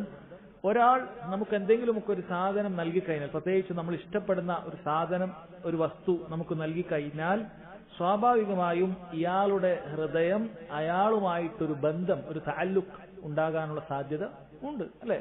പൊതുവെ ഉണ്ടാവാറുണ്ട്. വലിയ ധനികന്മാര് ഒരുപാട് സമ്പത്ത് ഇങ്ങനെ ഒരാൾക്ക് നൽകിക്കൊണ്ടേയിരിക്കുമ്പോൾ ആ സാധുവായ വ്യക്തിക്ക് അയാളോട് പ്രത്യേക ബന്ധം, അപ്പൊ അയാളിലേക്ക് കാര്യങ്ങൾ തിരിയുന്ന ഒരു രൂപം ഉണ്ടാകാനുള്ള സാധ്യതയുണ്ട്. അല്ലാഹു സുബ്ഹാനഹു വ തആലയുമായിട്ടുള്ള ബന്ധം ഒരുപക്ഷെ ദൗർബല്യം ഉണ്ടാകാനുള്ള ഒരു സാധ്യതയും അതുണ്ട്. എന്നാൽ തിരിച്ച് ഇയാൾ പകരം നൽകുക വഴി, അയാൾക്ക് തിരിച്ചും പകരം നൽകുക വഴി അയാൾ അത് ഈക്വലാക്കുകയാണ്. അത് ഭൗതികമായിട്ട് തന്നെ കൊടുക്കാൻ സാധിക്കുമെങ്കിൽ ആ രൂപത്തിൽ തന്നെ ഹദിയകളാണെങ്കിൽ തിരിച്ചും ഹദിയകൾ. അങ്ങനെ ചെയ്യുക വഴി രണ്ട് ഗുണമാണ്. ഇയാൾക്ക് അയാളോടുള്ള ഒരു പ്രത്യേകമായ ആ നിലക്കൊരു ബന്ധം, അതായത് അല്ലാഹു തആലയോട് ഉണ്ടാകുന്നത് പോലെയുള്ള ഒരു ബന്ധത്തിന്റെ ഒരു അംശമായിരിക്കാം, അത് ഇല്ലാതായി തീരുന്നു. അതുപോലെ പകരം കൊടുക്കുക വഴി എന്ത് നൽകുകയാണ്? പരസ്പരം അവർക്ക് സ്നേഹമുണ്ടാകും. നബി സല്ലല്ലാഹു അലൈഹി വസല്ലം പറഞ്ഞതുപോലെ തഹാദ്ദു തഹാബ്ബു, നിങ്ങൾ പരസ്പരം ഹദിയ കൊടുക്കുക, അത് പരസ്പരം സ്നേഹം ഉണ്ടാക്കും എന്ന് പറഞ്ഞിട്ടുണ്ട്. അപ്പോൾ ആ നിലക്ക് തൗഹീദിനെ കൂടി സംരക്ഷിക്കുക, അല്ലെ? പലപ്പോഴും നമ്മൾ ചിന്തിക്കാത്തൊരു കാര്യമായിരിക്കും. അയാൾക്ക് അല്ലാഹു തആലയോടുള്ള മഹബ്ബത്ത് അത് അങ്ങനെ തന്നെ നിൽക്കും. ചില സമയത്ത് ഈ രൂപത്തിൽ ഭൗതികമായുള്ള സഹായങ്ങളൊക്കെ സ്വീകരിക്കുന്ന ആൾക്ക് ആ സഹായം നൽകുന്ന ആളെ കാണുമ്പോൾ എന്തോ ഒരു ഹൃദയത്തിൽ ആ നിലക്കൊരു ബന്ധം ഉണ്ടായേക്കും. അയാളെ ഇഷ്ടപ്പെടണ്ട എന്നുള്ളതല്ല, അയാളെ സ്നേഹിക്കണ്ട എന്നുള്ളതല്ല, മറിച്ച് അല്ലാഹു സുബ്ഹാനഹു വ തആലയോട് നമ്മൾ ബന്ധിപ്പിക്കേണ്ട രൂപത്തിൽ അടിമകളോട് ബന്ധിപ്പിക്കുക എന്നുള്ളത് പാടില്ലാത്ത കാര്യമാണ്. റബ്ബിലേക്കാണ് നമ്മുടെ കാര്യങ്ങൾ എപ്പോഴും തിരിയേണ്ടത്. അങ്ങനെ ഒരു ചെറിയൊരു ഭാഗം ഈ വ്യക്തികളോട് ഉണ്ടാകാനുള്ള സാധ്യത കൂടി ഈ രൂപത്തിൽ തിരിച്ചും അയാൾക്ക് ഇങ്ങനെ സഹായം ചെയ്തു കഴിഞ്ഞാൽ എന്ത് ചെയ്യാൻ സാധിക്കും? അത് ഇല്ലാതാക്കാൻ സാധിക്കും. പരസ്പരം അതും അങ്ങനെ ചെയ്യുക വഴി സ്നേഹമല്ലാതെ മറ്റൊന്നും വർദ്ധിക്കുകയുമില്ല. എന്ന് സാധിക്കാത്ത ആളുകൾക്ക് ദുആ ആവർത്തിച്ച് ചെയ്യുക എന്നുള്ള കാര്യം കൂടിയാണ് പറഞ്ഞിട്ടുള്ളത്. അടുത്ത അധ്യായം ചെറിയൊരു അധ്യായമാണ് ഇതുമായി ബന്ധപ്പെട്ടത്. ബാബുൻ ലാ യുസ്അലു ബിവജ്ഹില്ലാ ഇല്ലൽ ജന്ന. അല്ലാഹു സുബ്ഹാനഹു വ തആലയുടെ വജ്ഹ് കൊണ്ട് സ്വർഗ്ഗമല്ലാതെ ചോദിക്കപ്പെടാൻ പാടില്ല എന്ന്. വജ്ഹ്, അല്ലാഹുവിന്റെ വജ്ഹ് എന്ന് പറഞ്ഞാൽ സഹോദരങ്ങളെ, അല്ലാഹു സുബ്ഹാനഹു വ തആലയ്ക്ക് യോജിക്കുന്ന രൂപത്തിലുള്ള അവന്റെ തിരുമുഖം എന്ന് തന്നെയാണ് അർത്ഥം. അതിന് മറ്റർത്ഥം നൽകുക എന്നുള്ളത് പാടില്ല. അല്ലാഹുവിന്റെ പ്രീതി എന്നോ മറ്റൊന്നുമല്ല. അല്ലാഹുവിന്റെ വജ്ഹ് എന്നുകൊണ്ട് ഉദ്ദേശിക്കുന്നത് അല്ലാഹു സുബ്ഹാനഹു വ തആലയ്ക്ക് യോജിക്കുന്ന രൂപത്തിലുള്ള അവന്റെ തിരുമുഖമാണ്. അതിന്റെ കെയ്ഫ് എങ്ങനെയാണ് എന്ന് നമുക്കറിയുകയില്ല. അല്ലാഹു സുബ്ഹാനഹു വ തആല എങ്ങനെയാണ് നമുക്കത് പറഞ്ഞു തന്നിട്ടില്ല. അല്ലാഹു യോജിക്കുന്ന രൂപത്തിൽ അത് അല്ലാഹു സുബ്ഹാനഹു വ തആലക്കുണ്ട്. അത് സ്വർഗത്തിൽ ഒരാൾക്ക് ലഭിക്കുന്ന ഏറ്റവും വലിയ അനുഭൂതിയാണ്. സ്വർഗത്തിനേക്കാളും വലിയ അനുഭൂതിയാണ് അല്ലാഹു സുബ്ഹാനഹു വ തആലയെ ഒരാൾക്ക് കാണാൻ സാധിക്കുക എന്നുള്ളത്. അപ്പൊ അങ്ങനെയുള്ള അല്ലാഹുവിന്റെ വജ്ഹ് കൊണ്ട് ഒരാൾ സ്വർഗമല്ലാതെ ചോദിക്കാൻ പാടില്ല എന്നാണ്. അത് അല്ലാഹുവിനോട് ചോദിക്കുമ്പോഴാകട്ടെ, അടിമകൾ പരസ്പരം ചോദിക്കുമ്പോഴുള്ള സമയത്താകട്ടെ, അല്ലാഹുവിനോട് ചോദിക്കുകയാണ് അല്ലാഹുമ്മ ഇന്നി അസ്അലുക ബിവജ്ഹിക എന്ന് പറഞ്ഞ് നമ്മൾ ചോദിക്കുന്ന സമയത്ത് അൽ ജന്ന, സ്വർഗമാണ് നമ്മൾ ചോദിക്കേണ്ടത്. അല്ലെങ്കിൽ പണ്ഡിതന്മാർ പറഞ്ഞു വലിയ കാര്യങ്ങൾ മാത്രമേ അങ്ങനെ ചോദിക്കാൻ പാടുള്ളൂ, ദുന്യവിയായ കാര്യങ്ങൾ ചോദിക്കാൻ പാടില്ല. ഉദാഹരണത്തിന് ഒരാൾ ചോദിക്കാൻ അല്ലാഹുവേ നിന്റെ വജ്ഹിനെ മുൻനിർത്തിക്കൊണ്ട് അസ്അലുക ബിവജ്ഹികൽ കരീം അൻ തർസുഖനി സൗജതൻ ഹസന, എനിക്ക് നല്ലൊരു ഇണയെ നീ നൽകണമേ. ഇത് ദുന്യവിയായ കാര്യമാണ്. ഇതൊന്നുമല്ല അല്ലാഹുവിന്റെ വജ്ഹ് കൊണ്ട് ചോദിക്കേണ്ടത്. അല്ലെങ്കിൽ എനിക്ക് നല്ലൊരു കാർ ഉണ്ടാകണം, അല്ലെങ്കിൽ നല്ലൊരു വീട് വേണം, ഇതൊക്കെ ഭൗതികമായ കാര്യമാണ്. ഇതൊന്നും അല്ലാഹു സുബ്ഹാനഹു വ തആലയുടെ വജ്ഹ് വെച്ചുകൊണ്ട് ചോദിക്കാൻ പാടില്ല. അതല്ലാതെ നിനക്ക് ചോദിക്കാം, അതല്ലാതെ റബ്ബിനോട് ചോദിക്കാം. പക്ഷെ അല്ലാഹുവിന്റെ വജ്ഹ് വെച്ചുകൊണ്ട് നീ ചോദിക്കുകയാണ് എങ്കിൽ അത് സ്വർഗം തന്നെ ചോദിക്കണം എന്നാണ്. അതുപോലെ പരസ്പരം ചോദിക്കുന്ന സമയത്തും അങ്ങനെ തന്നെ ഒരാൾ അല്ലാഹുവിന്റെ വജ്ഹ് വെച്ചുകൊണ്ട് ഞാൻ ഇന്നത് ചോദിക്കുന്നു എന്നൊന്നും ഒരാൾ അങ്ങോട്ടും ഇങ്ങോട്ടുമുള്ള ചോദ്യത്തിൽ ചോദിക്കാൻ പാടില്ല എന്നാണ് പറഞ്ഞിട്ടുള്ളത്. അതിന് തെളിവായി ഹദീസ് കൊടുത്തത് കാണാം. ജാബിർ റളിയല്ലാഹു അൻഹു ഖാല ഖാല റസൂലുള്ളാഹി സ്വല്ലല്ലാഹു അലൈഹി വസല്ലം ലാ യുസ്അലു ബിവജ്ഹില്ലാ ഇല്ലൽ ജന്ന. അല്ലാഹു സുബ്ഹാനഹു വ തആലയുടെ വജ്ഹ് കൊണ്ട് സ്വർഗമല്ലാതെ ചോദിക്കപ്പെടാൻ പാടില്ല എന്നാണ്. ഈ ഹദീസ് ഷെയ്ഖ് നാസറുദ്ദീൻ അൽബാനി റഹിമഹുല്ലാഹ് ദഈഫാണ് എന്ന് പറഞ്ഞ ഹദീസാണ്. അതുപോലെ ഷെയ്ഖ് ഇബ്നു ബാസ് റഹിമഹുല്ലാഹ് അതിൽ ദഅഫുണ്ട്, ദുർബലതയുണ്ട് എന്ന് പറഞ്ഞിട്ടുണ്ട്. എന്നാൽ ചില പണ്ഡിതന്മാർ അതിനെ സ്വഹീഹാക്കിയിട്ടുണ്ട്. അതുകൊണ്ട് തന്നെ ഷെയ്ഖുൽ ഇസ്ലാം മുഹമ്മദ് ബിൻ അബ്ദുൽ വഹാബ് റഹിമഹുല്ലാഹ് അദ്ദേഹം ഇത്തരത്തിൽ ഹദീസുകൾ ചിലപ്പോൾ ദുർബലത എടുത്തു കൊടുത്തതിനെ വിമർശിക്കേണ്ടതില്ല എന്ന് പല പണ്ഡിതന്മാരും പറഞ്ഞത് കൊണ്ടാണ്. കാരണം ചില മുഹദ്ദിസുകൾ അതിനെ സ്വഹീഹാക്കിയിട്ടുണ്ടാകും, അപ്പൊ ആ നിലക്കാണ് അദ്ദേഹം ആ ഹദീസുകളെ എടുത്തു കൊടുക്കുന്നത്. അതല്ലാതെ അദ്ദേഹം ഹദീസ് വിധാന ശാസ്ത്രത്തിൽ തീരെ വിവരമില്ലാത്ത ഒരാളും ദുർബലമായ ഹദീസുകൾ കൊടുക്കുന്ന ആളുമല്ല.